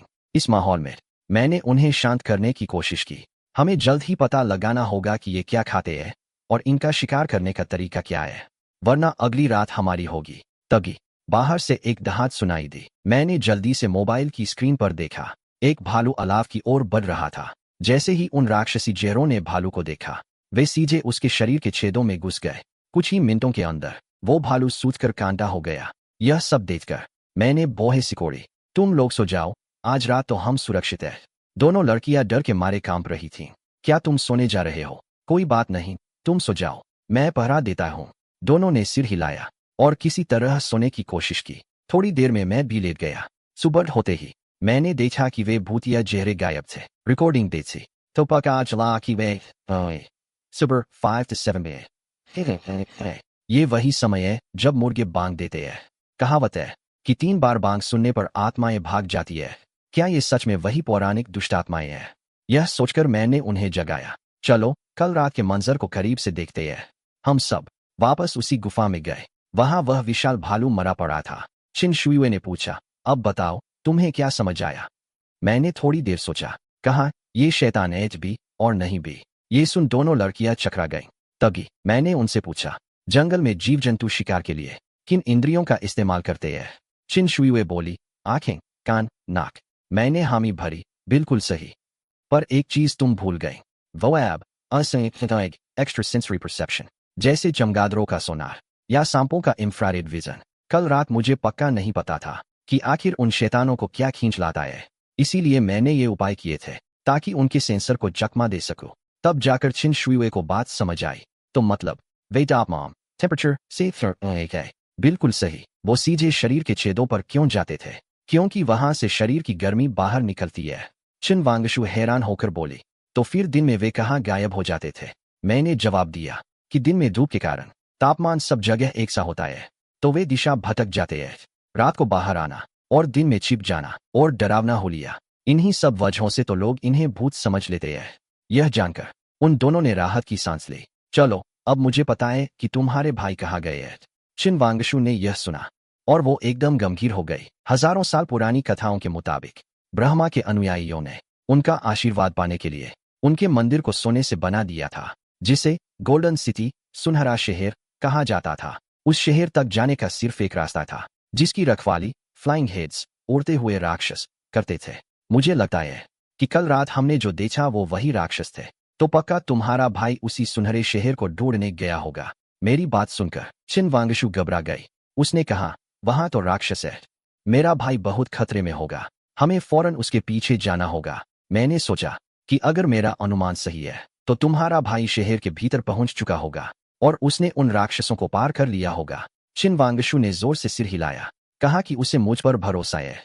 उतना कहते ही वह अपना सामान पैक करने लगी। तभी बगल में खड़ी चिन शुयुए ने आह भरी, बोली कि पहली टीम जो यहाँ आई थी उसे भी तो चिन छंगशु ने ही भेजा था ना। मैं थोड़ी देर चुप रहा, फिर बोला, शायद हाँ, शायद वे सब बस चिन चिन शुयुए ने अपने दांत पीसते हुए कहा कि तो इसका मतलब है कि वे सब बस बलि का बकरा थे, जिन्हें चिन छंगशु ने उन उड़ते राक्षसों से बचने के लिए ढूंढा निकाला था। मैं गहरी सोच में डूब गया। चिन छंगशु की टीम में जरूर कोई बेहद चालाक और निर्दयी शख्स रहा होगा जिसने यह कुटिल जाल सोची। खैर छोड़ो इस बात को, चलो आगे बढ़ते हैं। फिर हम नक्शे में बताए गए ठिकाने की ओर चल दिए। रास्ते में हमें कई सूची लाशें देखने को मिली। उन्हें देखकर चिन शुयुए उदास होकर बोली कि हम चिन छंगशु की तरह लापरवाही नहीं कर सकते, पर फिर हम उन उड़ते राक्षसों से बचेंगे कैसे? मैंने अपना सिर हिलाया। मुझे भी अभी कोई रास्ता नहीं सूझ रहा था। मैं सोचने लगा कि क्या पुराने जमाने के गांव वाले गोल्डन सिटी तक पहुंचने के लिए हमेशा इंसानी बलिदान ही देते थे। चिन शुई फीकी मुस्कान के साथ बोली कि उस दौर की नैतिकता को देखें तो ऐसा मुमकिन हो सकता है। मैंने बेबसी से कहा कि अब हमें बस जबरदस्ती ही आगे बढ़ना होगा। मैंने बात खत्म की ही थी कि तभी चिन शुई के चेहरे पर एक अजीब सी मुस्कान आ गई। जैसे ही मैं पलटा, मैंने देखा कि चिन वांगशु के चेहरे पर भी वैसी ही डरावनी मुस्कान थी और वो बुदबुदा रही थी कि उसे उसका भाई मिल गया। वो भाई को ढूंढ चुकी है। मेरे रोंगटे खड़े हो गए क्योंकि उनके चेहरों की वो मुस्कान बिल्कुल उन सूची लाशों जैसी ही थी। यह मंजर देखकर मैंने झटपट उन दोनों को रस्सियों से बांध दिया। उनकी उस अजीब सी हंसी को देखकर मेरा सिर चकराने लगा। मैं अभी परेशान ही था कि अचानक झमाझम बारिश शुरू हो गई। मैंने जल्दी से टेंट खड़ा किया। जैसे ही मैं सब समेटकर खाली हुआ, चिन वांगशु शांत हो गई। उसने पूछा, मुझे क्या हो गया था? चिन शुई भी हैरानी से मुझे देखने लगी। पूछा कि हमें बांध क्यों रखा है। मैंने बेबसी से कहा कि पहले टेंट के अंदर चलो, फिर बात करते हैं। टेंट के अंदर जाते ही मैंने उनसे कहा कि अब मुझे समझ आया कि वे लाशें हमेशा हंसती हुई क्यों मिली। मेरी यह बात सुनकर दोनों ने एक साथ पूछा कि आखिर कैसे। मैंने गंभीर होकर बताया कि उन्हें एक ऐसा जहर दिया गया था जो तंत्रिकाओं को सुनकर देता है। यह जहर इंसान को भ्रम में डाल देता है, जहां उन्हें वही सब दिखता है जो उन्हें खुश करता है। और क्योंकि तुम दोनों को भी अभी ऐसा ही भ्रम हो रहा था, इसलिए मुझे तुम दोनों को बांधना पड़ा। चिन वांगशु हैरान होकर बोली कि हम तो उन राक्षसों के करीब भी नहीं गए, तो हमें जहर कैसे मिला? शिन ने सुझाया, आयाओ, क्योंकि उन राक्षसों का जहर झूल में मिलकर ही फैलता है। मैंने हामी भरी, बिल्कुल सही। इसीलिए बारिश होते ही तुम दोनों को होश आ गया। चिन शुई खामोश रही, लेकिन हम दोनों को जहर मिला था, तो तुम्हें कुछ क्यों नहीं हुआ? मैंने शांति से कहा, क्या तुम डीएनटी के बारे में जानते हो? चिन शुई ने सिर हिलाया। हाँ, वह एक न्यूरोट्रांसमीटर है जो हर इंसान में बहुत कम मात्रा में होता है। तुम यह क्यों पूछ रहे हो? मैंने बात जारी रखी कि मैं अफ्रीका में एक बार ऐसी ही खतरनाक खोज पर गया था। उस दौरान मेरे शरीर को काफी चोटें आई थीं, यहाँ तक कि मेरी याददाश्त पर भी बुरा असर पड़ा था। और उसी के कारण वेरे अंडर डीएनटी माकरा लोगो से चिन शुई हैरान रह गई। तो मतलब तुम्हारा शरीर अब ऐसे जहरों को झेल सकता है? कोई आश्चर्य नहीं कि तुम इतने होशियार हो। यह सुनकर मैं चौंक गया। क्या बुद्धि का इससे कोई लेना देना है? चिन शुई ने थोड़ा सोचा। सटीक कहें तो यह समझदारी से जुड़ा हुआ है। माना जाता है कि इन्वेंटर टेस्ला और गणितज्ञ रामानुजन दोनों का शरीर ऐसा ही था, और इतिहास गवाह है कि शामन्स देखे उनमें भी ज्यादातर इसी तरह का शारीरिक बनावट होती थी। सब कुछ साफ हो जाने के बाद हम फिर आगे बढ़ लिए। अंधेरा होने वाला था तो हमने एक चट्टान की दरार के सामने अपना टेंट डाल लिया और 1 किलोमीटर दूर आग जला दी। साथ ही कैमरे भी लगा दिए। इस बार मुझे उन राक्षसों का असली चेहरा देखना ही था। यह सब इंतजाम करने के बाद मैं वापस टेंट में आ गया। जैसे ही रात हुई, मैं अपनी आंखें मोबाइल की स्क्रीन पर टिकाए बैठा था। कुछ ही देर बाद आग के पास वाकई कुछ उड़ते हुए राक्षस आ गए। इस बार मैंने उनका असली रूप साफ देख लिया। सफेद पर झुके चेहरे और वो अजीब सी हंसी, और उनके पीछे से निकलती हुई सफेद धुंध। जैसे ही मैं उन्हें देख रहा था, आसमान में बादलों की गड़गड़ाहट हुई और मूसलाधार बारिश होने लगी। अरे नहीं, आग बुझने वाली है।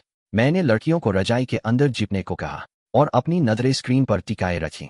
देखा कि 5 राक्षस सीधे हमारे टेंट की तरफ लपक रहे थे। मैंने दांत भींचे। लड़कियों से कहा कि बाहर कदम भी मत रखना। मुझे तो जहर का डर नहीं है, इसलिए मैं उन राक्षसों से लड़ता हूँ। वे दोनों रोते हुए मुझे बाहर जाते देख रही थी। मैंने हाथ में बंदूक और चाकू ली और बाहर निकल आया। पलक झपकते ही 2 राक्षस मुझ पर टूट पड़े। मेरा दिमाग फुर्ती से काम कर रहा था। एक ही झटके में मैंने उन दोनों को खत्म कर दिया। अभी सांस ले ही पाया था कि 4 और राक्षस आ गए। मैं बदहवास होकर उनका मुकाबला करने लगा। तभी चूक हुई और बंदूक मेरे हाथ से छूटकर दूर जा गिरी। मैं चाकू लेकर उनसे भिड़ गया, मगर तभी मेरे पीछे से चिन वांगशु की आवाज आई। मैं हड़बड़ा कर मुड़ा तो देखा कि चिन वांगशु और चिन शुई वैसी ही डरावनी मुस्कान के साथ केंट से बाहर निकल आई। चिन वांगशु बार बार यही कह रही थी कि उसे उसका भाई मिल गया, उसे भाई मिल गया है। अरे नहीं, जहर फिर से जर गया। तभी मेरे पीछे से उन राक्षसों की आवाज आई। वक्त कम था। मैंने तुरंत दोनों को गोद में उठाया और टेंट के अंदर पटक दिया। फिर उन्हें झटपट रजाई में लपेटा और चट्टान की उस दरार के अंदर सुरक्षित डाल दिया। फिर मैं अपनी जगह पर बैठकर अपने कान कसकर बंद कर लिए। अगर मुझे जिंदा रहना है तो मुझे अपने कान बचाकर रखने ही होंगे। अगले ही पल ढेरों राक्षस वहां आ धमके। देखते ही देखते टेंट के चिथड़े उड़ गए। दर्जन घर राक्षस मेरे कान के पास आकर जिंगारने लगे। मैं दांत भींचकर बस अपने कानों को बचाए बैठा रहा, मगर सिर्फ एक घंटे बाद ही मेरे हाथ कांपने लगे। चेतना खो रही थी। लगता है अब मेरी सीमा आ गई। दिमाग में बस यही एक ख्याल आया और मैं बेहोश होकर गिर गया। जब मैंने आंखें खोली तो राक्षस गायब थे। क्या मैं जिंदा हूँ? ये जन्नत है या जहन्नुम?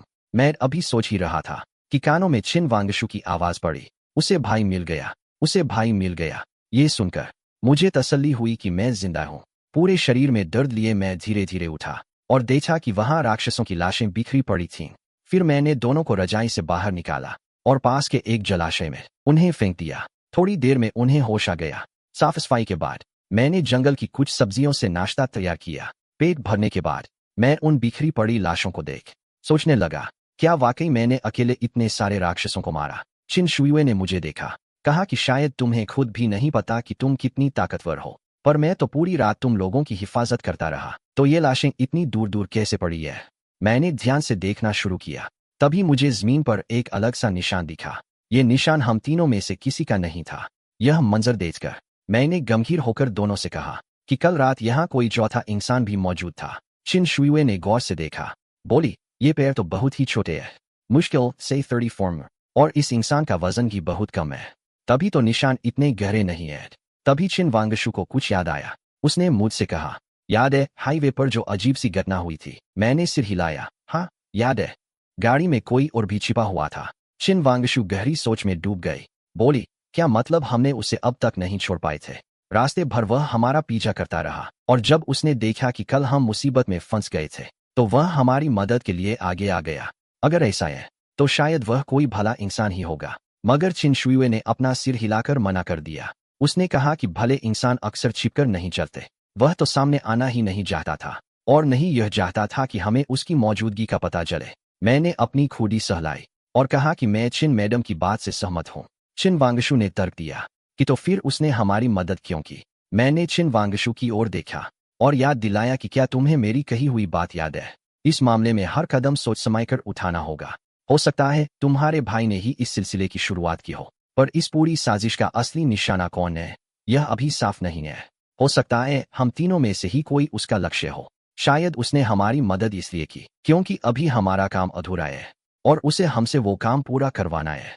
बस पता नहीं हम इस गंदी साजिश की कौन सी कड़ी है। मेरी ये बातें सुनकर दोनों लड़कियों के दिलों में डर बैठ गया। आगे वो उड़ते राक्षस, पीछे वो रहस्यमयी इंसान, और हम तीनों बस किसी के हाथों की कठपुतलियां बनकर रह गए हैं। चिन शुयुए थोड़ी देर चुप रही, फिर पूछा कि क्या अब हमें वापस चले जाना चाहिए? अब हम क्या करें? पर तभी चिन वांगशु घबरा गई। बोली कि चिन शुयुए, क्या तुम अब मेरे भाई को नहीं ढूंढना चाहती? चिन शुयुए मुड़ी और चिन वांगशु को देखा। बोली कि मैं तुम्हारे भाई को जानती ही नहीं, तो उसे क्यों ढूंढूं? मैं तो बस खुद को ढूंढ रही थी, और अब मुझे खुद का सच मिल गया है। फिर उसने मेरी तरफ मुड़कर देखा। चिन वांगशु के पास अब कोई जवाब नहीं था। वो उम्मीद भरी नजरों से मेरी ओर देखने लगी। मैंने बेबसी से कहा कि हम वापस नहीं जा सकते। अगर हमने अपना काम पूरा नहीं किया तो वो रहस्यमयी इंसान हमें जिंदा नहीं छोड़ेगा। अगर मुझे जुड़ना पड़े तो मैं उन राक्षसों से लड़ना बेहतर समझूंगा। यह सुन चिन वांगशु ने राहत की सांस ली। चिन शुयुए ने भी मेरी बात पर मुहर लगा दी। फिर हमने सामान समेटा और आगे बढ़ चले। कुछ ही देर बाद हम नक्शे में बताए गए स्थान पर पहुंच गए। सामने की पहाड़ी को देखकर मैं सोच में पड़ गया कि यह सब कैसा है। मेरे अनुमान के मुताबिक अगर गोल्डन सिटी का सिर्फ एक ही रास्ता है तो सामने एक समतल चोटी वाली ऊंची पहाड़ी होनी चाहिए थी, या फिर सिंक होल। पर यहाँ तो वैसा कुछ भी नहीं है, और इतनी नुकीली चोटी पर एक छोटा सा मंदिर बनाना भी मुश्किल है। तो वहां शहर जैसा बड़ा मंदिर कैसे हो सकता है? चिन शुयुए भी उलझन में थी। शायद आसपास ही हो, चलो थोड़ा और ढूंढते हैं। तभी चिन वांगशु ने हैरानी से सामने इशारा किया। बोली कि वहां घास के ऊपर धुआं क्यों उठ रहा है? चिन वांगशु के बताए रास्ते पर देखा। सच में घास के एक टुकड़े से सफेद धुआं निकल रहा था। चिन शुयुए ने कयास लगाया कि क्या ये जहरीली भाप है? मैंने सिर हिलाकर मना किया। सिर्फ वही सफेद धुआं था, ये भाप जैसा नहीं था। उतना कहकर मैं सावधानी से वहां बढ़ा। मैंने अपना हाथ आगे बढ़ाया। अरे जे तो जो वाच स्टीमर। तभी मुझे सब समझ आया। मैंने पीछे मुड़कर लड़कियों से कहा कि मुझे रास्ता मिल गया है। वे दौड़कर मेरे पास आए। कहाँ है रास्ता? मेरे पीछे आओ। यह कहकर मैं बिना पीछे देखे आगे निकल गया। जल्द ही इसने एक गर्म पानी का खुद हॉट स्प्रिंग पाया। दोनों लड़कियां दंग थीं। बोली कि यह तो बस एक हॉट स्प्रिंग है, इसका गोल्डन सिटी से क्या वास्ता। मैंने जवाब दिया, तुम सोच भी नहीं सकती कि पुराने जमाने के लोग कितने शातिर थे। ये राक्षस तापमान के जरिए ही दिशाओं का पता लगाते थे, तो सिर्फ ऐसी जगह जहां तापमान हमेशा अलग हो। वे रास्ता नहीं भटक सकते थे। वे हर रोज सुबह अपने अड्डे पर पहुंच जाते थे। यह सुनते ही चिन शुए को बात समझ आ गई। तो इसका मतलब उन राक्षसों का अड्डा इसी हॉट स्प्रिंग के सोर्स उद्गम पर ही है, और वही गोल्डन सिटी का दरवाजा है। मैंने सिर हिलाया। बिल्कुल सही, अगर तुम्हारे भाई का नक्शा सही है तो यही दरवाजा है। पर चिन शुए का चेहरा गंभीर था। पूछा कि हम वहां तक पहुंचेंगे कैसे। मैंने थोड़ी देर सोचा, फिर कहा कि हम टेंट और स्लीपिंग बैग के कपड़ों से खुद को लपेटकर कवच बना लेते हैं। चिन वांगशु हैरान थी कि इससे क्या उन राक्षसों का हमला रुक पाएगा। हम तीनों के पास इस सवाल का कोई जवाब नहीं था। मैं बस कुंड को घूरता रहा, और तभी मेरे दिमाग में एक आइडिया आया। मैंने जोश में कहा, याद है Boeing States Period, Warring States Period, और वहां के सैनिक रतन कवच रातन आर्मर बनते थे। भले ही हमारे पास उतना अच्छा कवच बनाने का वक्त न हो, पर हम एक पिंजरा तो बना ही सकते हैं। फिर हमने फौरन काम शुरू किया। जल्दी ही डेर सेबे वाइन्स कर लिया। मैंने उन्हें गर्म पानी के कुंड में डाल दिया, जिससे वे थोड़ी नरम पड़ गईं। फिर उन्हें बुनकर एक बड़ा सा टोकरा बास्केट तैयार कर लिया। अब हम महफूज रहेंगे। चिन शुए और चिन वांगशु भी संतुष्ट लग रही थीं। चलो अब निकलते हैं। मुझे कोई दिक्कत नहीं थी। हम उस टोकरे के अंदर बैठ गए और कुंड के मुहाने की तरफ बढ़ चले। जल्द ही हम एक प्राकृतिक गुफा के सामने थे। शायद यही गोल्डन सिटी का दरवाजा है। हम टोकरे को ऊपर संभाले अंदर गए। अंदर घुसते ही उन राक्षसों की अजीब आवाजें आने लगीं। अगले ही पल ढेरों राक्षस झपट पड़े। हमारा टोकरा जोर जोर से हिलने लगा। मैंने दांत भींजे और संतुलन बनाया। धीरे धीरे आगे बढ़ते रहे। तभी एक राक्षस की पूंछ अंदर आ गई। हमारा टोकरा जोर से डगमगाया। मैंने घबराए बिना कहा, कोई बात नहीं। मैंने अंदाजा लगाया था कि अगर उनकी पूंछ अंदर आ भी जाए तो भी वो हमें नुकसान नहीं पहुंचा पाएगी। और फिर हम उन राक्षसों को अपने टोकरे पर लादे हुए आगे बढ़ते रहे। वक्त गुजरता गया और टोकरा राक्षसों की पूंछों से भरता गया। मैंने चाकू उठाया और उन्हें काट डाला। तभी टोकरे की लकड़ियों से चूंजू की आवाज आई। बुरे फन से राक्षस बहुत ज्यादा है। टोकरा पिचक रहा है। लगता है अब ये टूट जाएगा। जोर लगाओ, जल्दी चलो। हम तीनों ने मिलकर जोर लगाया, पर टोकरा टस से मस न हुआ। ऊपर लटके राक्षस बहुत भारी थे। हम आगे नहीं बढ़ पा रहे थे। मैंने दांत भींचे, फिर उन पूंछों को काटा। अभी मौका है, चलो। ऐसे करते करते हम बस कुछ मीटर ही चल पाए थे कि सामने एक कुंड दिख गया। मगर अगले ही पल टोकरे से एक आवाज आई। मेरी आंखों के सामने ही टोकरा फट गया।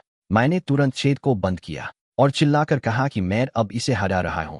पर जैसे ही मैंने टोकरे को हटाया, हमें फौरन तालाब की तरफ दौड़ना होगा और पानी में कूद जाना होगा। मेरी यह योजना सुनकर चिन शुए और चिन वांगशु ने सिर हिला दिया। मैंने एक गहरी सांस ली और जोर से धक्का दिया। टोकरा एक तरफ गिर गया। हम तीनों दांत पीसकर तालाब की ओर दौड़े, पर राक्षसों की रफ्तार तो हमसे कहीं ज्यादा थी। सिर्फ कुछ सेकंड के अंदर ही हमारे ऊपर काले राक्षसों का जमावड़ा लग गया। मुझे पता था कि अब हम नहीं बच सकते। मैंने अपनी पूरी ताकत लगाई और छलांग मार दी और उन दोनों को अपने नीचे दबा लिया ताकि वे सुरक्षित रहें। शायद यही वो आखिरी चीज थी जो मैं कर सकता था। दोनों लड़कियां मेरे नीचे लेटी रो रही थीं। मैंने उन्हें देखकर हल्की सी मुस्कुराहट दी और आंखें मूंद लीं। 1 मिनट बीत गया, पर मुझे कोई हमला महसूस नहीं हुआ। मैंने हैरानी से पीछे मुड़कर देखा तो पाया कि मेरे आसपास के वो राक्षस अंधे होकर इधर-उधर टकरा रहे थे। यह सब देखकर मैंने दोनों को जगाया और झरने के पास ले गया। चिन शुए सहमी हुई बोली, ये सब कैसे हो गया? क्या कोई दैवीय शक्ति हमारी रक्षा कर रही है? वरना वो हमारे पास आने की हिम्मत क्यों नहीं कर रहे? मैंने थोड़ा सोचकर कहा, इंसान अपनी आंखों से दुनिया को इसलिए देखता है क्योंकि अलग अलग चीजें प्रकाश को रंगों रिफ्लेक्ट करती है। मेरी जान अब तुम्हारे हाथों में है, तो इंसान कुछ पल के लिए अंधा हो जाता है। फ्लाइंग हेड्स उड़ते राक्षसों के साथ भी वही हुआ। हॉट स्प्रिंग के मुहाने पर इतनी गर्मी थी कि वे पल भर के लिए अंधे हो गए। इसीलिए वे डरकर दुम दबाकर भाग गए। मेरी बात सुनकर चिन शुए ने चैन की सांस ली। उसने कहा कि प्राचीन लोगों की बुद्धि वाकई कमाल की थी कि वे कुदरत के इन उसूलों का इस्तेमाल करना जानते थे। राक्षसों को पहरेदार तो बना लिया, पर इस तरह कि वे कभी अंदर घुस ही न सकें। खैर, बच तो हम गए, लेकिन इस जगह पर भला एक पूरी गोल्डन सिटी कैसे हो सकती है? हम अभी इसी उलझन में थे कि चिन वांगशु चिल्लाई कि देखो, यहाँ तो खाली डिब्बे पड़े हैं। मैंने नीचे झुककर देखा। सच में वहां एक बोतल और कुछ खाने के डिब्बे पड़े थे। साफ है कि ये तुम्हारे भाई और उनकी टीम ने ही छोड़े होंगे। फिर मैंने वो बोतल उठाई। उससे जड़ी बूटियों की बहुत तीखी महक आ रही थी। चिन शुइवे ने मेरे हाथ से बोतल छीन ली और गौर से देखते हुए बोली कि यह तो अमेजन के जंगलों में पाए जाने वाले ayahuasca का खवाज। मेरी यादों के पन्नों में मैं कभी एक ऐसे रिसर्च ग्रुप का हिस्सा था जो इंसानी दिमाग की फ्रीक्वेंसी पर काम करता था। वहां मैं दवाओं के केमिकल एनालिसिस का इंचार्ज था और ये काढ़ा मेरे रिसर्च प्रोजेक्ट्स में से एक था। उसकी बात सुनकर मैंने फौरन पूछा कि इस काढ़े का असल काम क्या है। चिन शुइवे ने थोड़ा सोचा। बताई के ओजा शामिन से बात क्योंकि यह काढ़ा हमारे दिमाग की रिसीविंग फ्रीक्वेंसी बदल देता है। इसे पीने के बाद ओजाओं में अजीब सा बदलाव आता था जिससे वे वो देख पाते थे जो हम नहीं देख सकते। मैं गहराइयों में सोचने लगा। सिर्फ एक बोतल थी, मतलब सिर्फ एक ही आदमी ने इसे पिया था। लेकिन यहाँ डिब्बों की संख्या देखें तो कम से कम 5 लोग तो थे ही। चिन शुइवे ने यकीन से कहा कि उन 5 शामिल था क्योंकि सिर्फ वही इस काढ़े को पीकर होश में रहकर दूसरी दुनिया देख सकता था। मैंने हामी भरी, यानी हमें फंसाकर यहाँ तक लाया गया है। तुम्हें इस काढ़े की जानकारी थी और मेरी काया एक ओजा वाली है, इसलिए उन्हें मेरी जरूरत थी ताकि मैं दरवाजे की चाबी ढूंढ सकूं, ताकि छिपा हुआ रास्ता मिल जाए। ये सब एक सोची समझी साजिश है, पर अब हमारे पास पीछे हटने का रास्ता नहीं है। मगर चिन शुइवे ने सिर हिलाया, कहा कि एक तो हमारे पास काढ़ा नहीं है और दूसरे जो भी दिखता है वो सब धोखा हो सकता है। तो देखने का कोई मतलब ही नहीं है क्योंकि हकीकत में वो मौजूद ही नहीं है। मैंने चिन शुइवे की बात काट दी।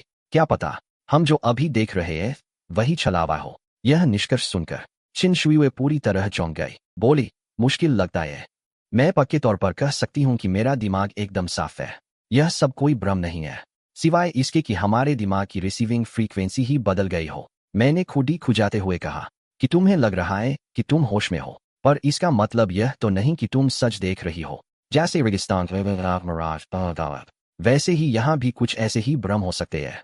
सिर्फ वही ओजा जिसने वो काढ़ा पिया हो वही उस असली सच को देख सकता है। चिन शुइवे भी अब मेरी बात मानने लगी थी। लेकिन हमारे पास वो काढ़ा तो है नहीं। अब क्या करें? मैं कुछ देर चुप रहा। काढ़ा नहीं है तो क्या? मेरी काया ओजा वाली ही है। मेरे पास एक तरीका है। इतना कहकर मैंने टेंट का कपड़ा निकाला। चिन शुइवे फौरन मेरा मतलब समझ गई। नहीं, ये जानलेवा है। यह बहुत ही जोखिम भरा काम है। मैंने चिन शुइवे को देखा। अब यही एक रास्ता बचा है। और तुम डॉक्टर हो, मुझे तुम पर भरोसा है। फिर मैंने उनसे मुझे बांधने को कहा और चिन शुइवे की तरफ देखकर कहा कि तुम्हें मेरा मुंह और नाक पूरी तरह बंद कर देना है। मुझे सफिकेशन डाल दो ताकि मौत के करीब नियर डेथ और मेरी जान जाने की हद तक पहुंचने से ठीक पहले तुम्हें मेरी नाक मुंह खोल देना है। चिन शुइवे घबरा गई। ये बहुत खतरनाक है।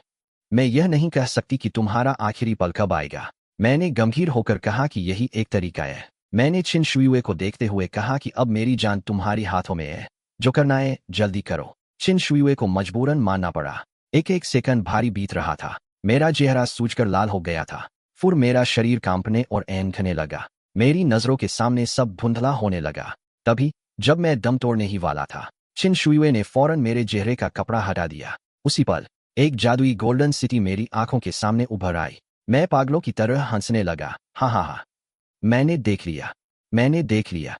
चिन शुइवे और चिन वांगशु ने मेरी निगाहों का पीछा किया, पर उन्हें सिर्फ काली दीवारें ही दिखीं। मैंने फौरन लड़कियों से कहा, मेरा हाथ पकड़ लो, अपनी आंखें बंद कर लो और मेरे पीछे चले आओ। अपनी आंखें बिल्कुल मत खोलना, वरना तुम्हारी नजर तुम्हारे दिमाग को धोखा देगी और तुम्हारी सोच तुम्हें वहां जाने से रोक देगी जहां तुम जाना चाहती हो। दोनों ने मेरी बात मानी और मेरा हाथ पकड़ लिया और पीछे पीछे चलने लगी। फिर मैं उन्हें लेकर एक एक कदम आगे बढ़ने लगा। चिन शुइवे और चिन वांगशु ने अपनी आंखें कसकर बंद कर रखी थीं। उन्हें लग रहा था कि अभी दीवार से टकरा जाएंगे, पर हम बिना किसी रुकावट के निकल गए। दोनों के मन में गहरे अचंभे की लहर दौड़ गई। कुछ मिनट बाद हम एक सुनहरे दरवाजे के सामने थे। हमने बिना झिझके अंदर कदम रखा। एक विशाल स्वर्ण का मैदान मेरे सामने था।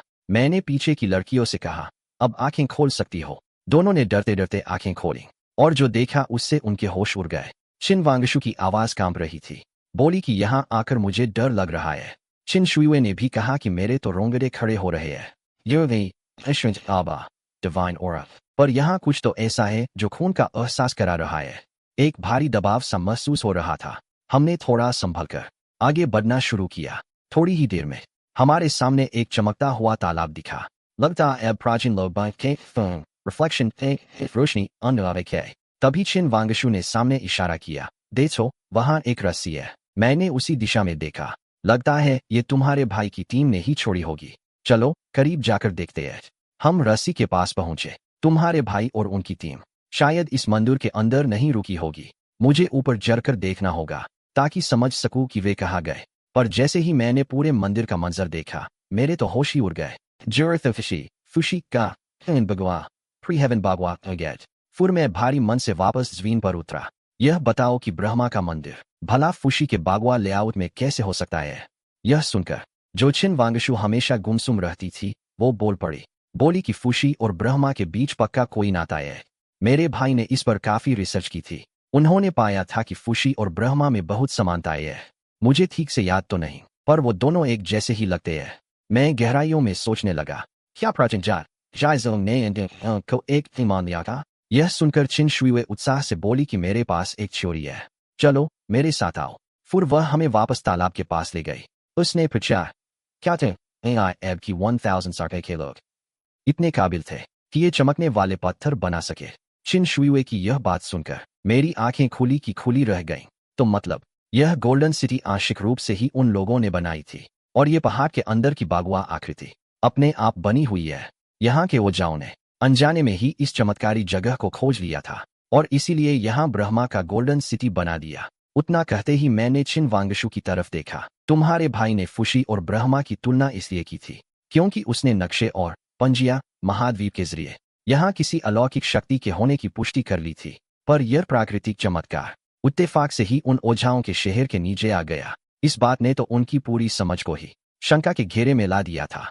इसीलिए वे लगातार तुलना कर रहे थे।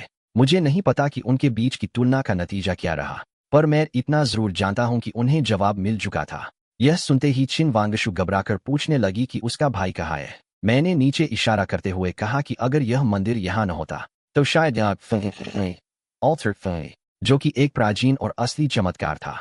उस वेदी का मकसद किन्फर्नाक्षियस जैसे कि कथाओं में वूडी ताई 5 सम्राटों की वेदी का जिक्र है, जिसे महान सम्राट यू ने शांगलियू को मारकर उसकी लाश को कुचलने के लिए बनाया था। तो इसका मतलब है कि यह सुनते ही छिन वांगशु बेचैन होकर बोली कि क्या हम अपने भाई को ढूंढने चले? मैंने सिर हिलाया। जल्दबाजी मत करो। मुझे लगभग अंदाजा है कि प्रवेश द्वार कहाँ है, पर हमें कुछ तैयारी करनी होगी।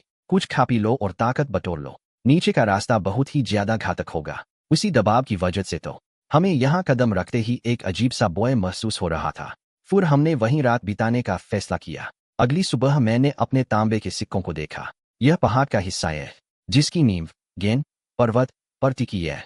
स्वर्ग और धरती का अपना ठिकाना है। बिजली और हवा का घमासान है। पानी और आग का मिलन नहीं होता। पर्वत से हवा का गुजरना यानी यांगमिति की जीत निश्चित है। इन धातु का सामना ही जीवन द्वार है, जो कि एनाग्राम के पास है। सही दिशा तय करने के बाद मैं दोनों लड़कियों को तालाब के पास ले गया। यहाँ पक्का कोई गुप्त यंत्र मैकेनिज्म है। यह जगह की खासियत एक येनेसेंस जैसी है, और येनेसेंस आग से सबसे ज्यादा डरती है। आग देखते ही वो छिप जाती है। मैंने टेंट के कपड़े में आग लगाकर पानी में डाल दी, और देखते ही देखते पानी में आग भड़क उठी। अगले ही पल जंजीरों के टकराने की कड़क कड़क आवाज आने लगी, और पास ही एक गुप्त सुरंग का दरवाजा खुल गया। उस अंधेरी गुफा की ओर देखते हुए हम तीनों ने एक एक मोती निकाला रोशनी के लिए, और नीचे उतर गए। अंदर जाते ही एक ठंडी हवा का झोंका महसूस हुआ, और पीछे का दरवाजा खुद ब खुद बंद हो गया। दीवारों पर बनी तस्वीरों को देखकर मेरी रूढ़ कांप गई। ये पुरानज शायद पिकनिक रहे। दुश्मन के लीडर को टुकड़ों में काटकर मार डाला और अलग अलग जगहों पर दफना दिया। छिन वांगशु ने उत्सुकता में पूछा कि इस कटे हुए लीडर के शरीर में खून क्यों नहीं है। मैंने दबी आवाज में कहा कि यह लीडर कोई इंसान नहीं रहा होगा। चलो जल्दी यहाँ से निकलते हैं, यह जगह ठीक नहीं लग रही। उतना कहकर मैं आगे बढ़ गया। कुछ ही देर में एक बड़ा दरवाजा सामने आया। यह दरवाजा कितना खौफनाक है, मैंने गंभीरता से कहा। खौफनाक तो होगा ही। यह बूटों का दरवाजा गेमिंगवनेट, संभल कर रहना। फिर हम बहुत एहतियात के साथ अंदर गए। अंदर जाते ही सामने एक छोटी सी नदी बह रही थी, जिस पर एक लकड़ी की नाव टिकी थी। यह हवांगकवान नर्क का पानी और उसकी नाव है। चिन शुइवे थोड़ी देर सोचकर बोली कि ऐसी नाव मैंने देखी है कियांगनान म्यूजियम में। वहां लियांगजू संस्कृति की एक नाव है जो बिल्कुल ऐसी ही दिखती है। माना जाता है कि वह नाव 5000 साल से पुरानी है और यह को कम से कम 12,000 साल पुरानी चाहिए। चिन वांगशु हैरान होकर बोली कि ऐसी कौन सी लकड़ी है जो पानी में हजारों सालों तक रहने के बाद भी नहीं सड़ी। मैंने थोड़ी देर माथापच्ची की कि समझ नहीं आ रहा यह कौन सी लकड़ी है, पर पुराने जमाने के लोगों की यह कारीगरी बड़ी शातिर है। नाव से उतरने के बाद नाव अपने आप वापस चली जाएगी, मतलब हमें इस पर सवार होकर जाना होगा। उतना कहकर हम नाव पर बैठ गए और धारा के विपरीत चल दिए। मगर हमारे जाते ही वहां पीछे एक साया दिखाई दिया। जब हम किनारे पर पहुंच गए तो मैंने दोनों से कहा कि चलो नाव को किनारे खींच लेते हैं। चिन शुइवे ने उलझन में पूछा कि पीछे मुड़कर तो हम जा नहीं सकते, तो इसे खींचने का क्या मतलब? मैंने गंभीर होकर कहा कि क्या तुम भूल गई कि हमारे पीछे कोई और भी है? उसकी असलियत जाने बिना हमें उसे पक्का जख्मा देना होगा। यह सुनते ही दोनों को बात समझ आ गई, लेकिन नाव से चेन जुड़ी थी, उसे बाहर निकालना मुमकिन नहीं था। इसलिए मैंने नाव के पास का सिस्टम ही तोड़ दिया। यह करने के बाद हम आगे बढ़ गए। जल्द ही रोशनी से बड़ा एक शुडा, मगर तभी एक सड़ी हुई बदबू हवा में तैरने लगी। हमने आसपास टटोला तो सामने एक लाश पड़ी थी। चिन वांगशु चिल्लाई कि यह तो उसके भाई की टीम की ड्रेस है।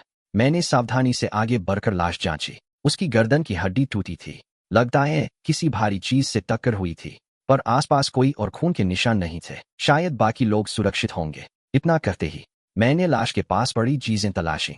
वहां 3 डिब्बे और एक फ्लैशलाइट मिली, इसलिए मैंने यहीं रुकने का फैसला किया। थोड़ा खा पी लेते हैं।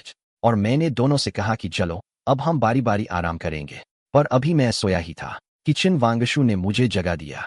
उसने कांपती आवाज में कहा कि वो लाश हिल रही है। सुनते ही मैं और चिन शुइवे एक झटके में उठ गए। जैसे ही हमने उस लाश की तरफ देखा, वो अचानक उछली और उसकी बेजान ग्रे रंग की आंखें हमें घूरने लगीं। यह मंजर देखकर मैंने दांत भींजे और सीधा उस पर हमला कर दिया। अगले ही पल मेरी कतार उसकी आंत में धंस गई, पर उस पर कोई फर्क ही नहीं पड़ा। फिर मैंने चिल्लाकर कहा, भागो, यह लाश अभी अपने नए शरीर में ढल रही है। मैं लड़कियों की तरफ भागा, पर वो शैतान इतना तेज था कि उसने मुझे एक झटके में हवा में उछाल दिया। लड़कियों ने यह देखा तो वे मुझे बचाने के लिए मेरी तरफ दौड़ी, पर जमीन पर गिरने की रफ्तार इतनी तेज थी कि वे भी गिर पड़ी। दीवार पर जलती मशाल भी जमीन पर आ गिरी, मगर उस डरावनी लाश को इससे कोई लेना देना नहीं था। वो सीधे चिन शुइवे की तरफ झपटी। यह मंजर देखकर मैंने जेब से कपड़ा निकाला, उसमें आग लगाई और चिन शुइवे की तरफ दौड़ पड़ा। लाश के उसे छूने से एक पल पहले ही मैंने आग का वो गोला उस पर फेंक दिया।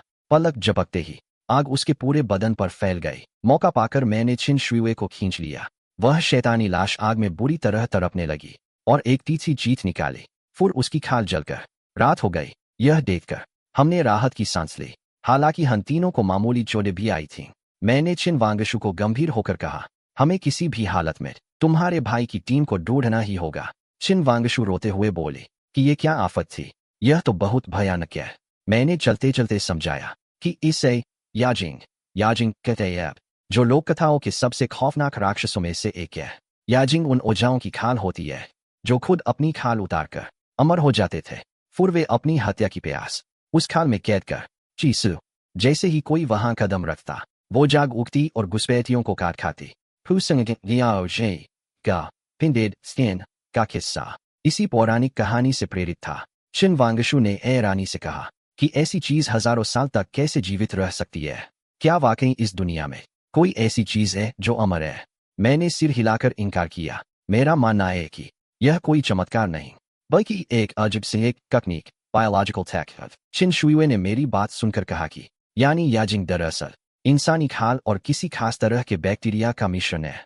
मैंने हामी भरी कि तुम डॉक्टर हो तो जानती ही होगी कि खाल शरीर से अलग होने के बाद भी अगर उसे सही से सुरक्षित रखा जाए तो वह जिंदा रह सकती है। इसी सिद्धांत पर याजिंग को बनाया जाता था, और किसी खास किस्म के बैक्टीरिया का इस्तेमाल करके, ताकि वे इंसानी खाल को इच्छाएं और ऊर्जा दे सकें और इस तरह उन्हें तैयार किया जा सके। गो सर्फ खतिया के फिसे याजिंग। चिन शुइवे को मेरा यह तर्क एकदम सही लगा। गनीमत है कि यहाँ हजारों साल पुरानी मछली का तेल है, वरना शायद हम उसे कभी खत्म ही नहीं कर पाते। उतना कहते ही हमें पीछे मुड़कर सोचना पड़ा कि हम बाल बाल बचे थे। मगर चिन वांगशु ने एक उलझा हुआ सवाल किया कि आखिर भगवान को भी अपनी सुरक्षा की जरूरत क्यों पड़ी? आखिर भगवान तो इंसान से बहुत ज्यादा शक्तिशाली होते हैं ना? मैंने अपनी खूडी सहलाई। शायद अभी वो जिस हाल में है वहां एक आम इंसान भी उन्हें चोट पहुंचा सकता है। चिन शुए ने अंदाजा लगाया, हो सकता है वो गहरी नींद में हो, यहाँ बस उनका दिव्य शरीर पड़ा हो और कोई चेतना चेतना न हो। मैंने सिर हिलाया और चिन वांगशु से कहा कि मामला चाहे जो भी हो, तुम्हारे भाई और उनकी टीम ने पक्का इसका विश्लेषण कर लिया होगा, तभी तो वे भगवान को ढूंढने यहाँ आए थे। पर आखिर वे करना क्या चाहते थे? इस सवाल का जवाब हम में से किसी के पास नहीं था। हम बस आगे बढ़ते रहे। जल्द ही हम एक पत्थर के कमरे में जा पहुंचे। कमरे के बीचों बीच एक मूर्ति रखी थी जिसके चरणों में ढेर सारी सूखी हड्डियां थीं। हड्डियों के बीच 5 इंसानी आकृतियां खड़ी थीं। उनमें से एक आकृति को देखते ही चिन वांगशु जुमू थी। मेरा भाई, वो मेरा भाई है। यह देखते ही चिन वांगशु उसके भाई की ओर दौड़ पड़ी, पर जैसे ही उसने उसे छुआ वह पत्थर जैसा हो गया और बिल्कुल हिल नहीं रहा था। मुझे कुछ बहुत अजीब लगा, पर जांच करने के अलावा कोई चारा नहीं था। मैं सावधानी से चिन वांगशु के करीब बढ़ा, मगर अगले ही पल मेरा होश खो गया और मैं किसी गहरी धुंध में डूब गया। जब मैंने आंखें खोली तो मैं वापस अपनी पुरानी दुकान में था। क्या ये कोई सपना है? मैंने अपनी खूडी रगड़ी। लगता है चिन चंगशु और उसकी टीम ऐसी ही किसी मायाजाल में फंसी है। यह समझ आते ही मैंने हाथ जोड़कर मंत्र पढ़ा, खुद को जानो, हर इंसान में ही बुद्ध है। खुद को न जानो तो बुद्ध भी आम इंसान है। मंत्र पूरा होते ही मैंने खुद को एक झील के ऊपर पाया। बिना सोचे समझे मैंने पानी में छलांग लगा दी। फिर मेरा होश एक बार और खो गया। काफी जद्दोजहद के बाद मुझे एक आवाज सुनाई दी। अगले ही पल मैं वापस उसी कमरे में था। मैंने सिर के दर्द को सहते हुए चारों तरफ देखा कि हर कोई वहीं खड़ा है, कोई हिल नहीं रहा। मतलब सब के सब मायाजाल में फंसे हुए हैं। यह देख मैंने अपना हाथ चिन शुए के शरीर पर रखा। तभी नजारा पलटा और मैं किसी अनजान जगह पर खड़ा था। चिन शुए वहीं पास में खड़ी थी। साफ है कि यह उसी का सपना है। मैं तुरंत उसके पास पहुंचा। उसने मुड़कर मुझे देखा और हैरान रह गई। मैंने बात संभाली, चिन मैडम, क्या मैं आपको पहचाना लग रहा हूं? वह सोच में पड़ गई, शायद थोड़ा बहुत। क्या आप मेरे पुराने मरीज हैं? मैंने सिर हिलाया, नहीं, मरीज तो नहीं, पर मैं तुम्हारे सपनों का राजकुमार तो जरूर हूं।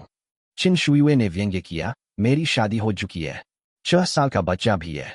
मैंने थोड़ी मुस्कान बिखेरी, तुम्हारी जान के अंदरूनी हिस्से पर एक तिल है। यह सुनकर चिन शुए सन्न रह गई। तुमको मेरी इतनी निजी जानकारी कैसे पता? मैंने गंभीर होकर कहा, चिन मैडम, क्या तुम्हें अभी भी समझ नहीं आया? यह सब सिर्फ तुम्हारा एक सपना है। चिन शुए जिया गई, अगर पागल हो तो डॉक्टर के पास जाओ। मैंने बहस नहीं की, उसे खींचकर पास के एक सुपरमार्केट में ले गया। चिन मैडम, अगर तुम वहां की लाइट बंद कर सकती हो तो मैं तुम्हें यहां से ले जाऊंगा। उसने मुझे घृणा से देखा और स्विच के पास गई, पर अगले ही पल वो हक्की बक्की रह गई। चाहे वह कितनी भी कोशिश कर ले, वह बत्तियां बंद नहीं कर पाई। मैंने चिन शुए को बताया कि रिसर्च करी है कि सिर्फ 10% योगी सपना देखते वक्त ये जान पाते हैं कि वे सपना देख रहे हैं। जाहिर है तुम उनमें से नहीं हो, और उन 10% में से सिर्फ 1% ही अपने सपनों इनहिंग ड्रीम लूसिड ड्रीम पर वो 1% की सपनों की दुनिया में लाइट बंद नहीं कर सकते। तभी चिन शुए को एहसास हुआ, यह तो सपना है, यह वाकई सिर्फ एक सपना है।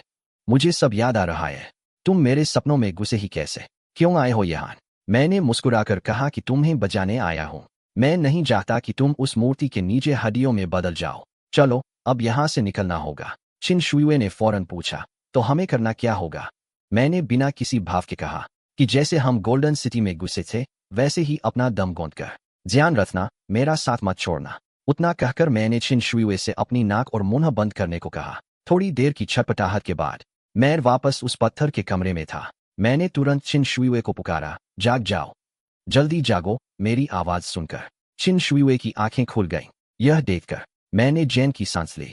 तुम यहीं रहो, किसी को मत छूना, मैं चिन वांगशु को जगाने जा रहा हूँ। चिन शुए ने चुपचाप सिर हिला दिया। फिर मैंने चिन वांगशु के बदन पर हाथ रखा। अगले ही पल मेरा नजारा अंधेरे में डूब गया। वहां चिन वांगशु के सामने एक आदमी खड़ा था। वो बोल रहा था, बेवकूफ लड़की, वह नहीं आएगा। अगर वो इस सपने में नहीं आया होता तो वो तुम्हारे साथ इस मुसीबत में फंसने की जहमत नहीं उठाता, सिर्फ थोड़े से पैसों के लिए। पर अगर वह वाकई अंदर आ गया तो मुझे नहीं लगता कि कोई इस सपने से बच पाएगा। फिर उसने ठंडी आह भरी, काश मैंने पहले ही तुम्हें ल्यूसिड ड्रीम की ट्रेनिंग न दी होती, वरना आज तुम सपनों की दुनिया में इस कदर फंसी न होती। पर चिन वांगशु ने जोर देकर कहा, वो जरूर आएगा, और उसके पास पक्का तरीका होगा कि हमें बाहर ले जाए। सामने वाला आदमी बेबसी से बोला, छोटी, इतना भरोसा किसी पर भी करना ठीक नहीं है। अंत में निराशा ही हाथ लगेगी।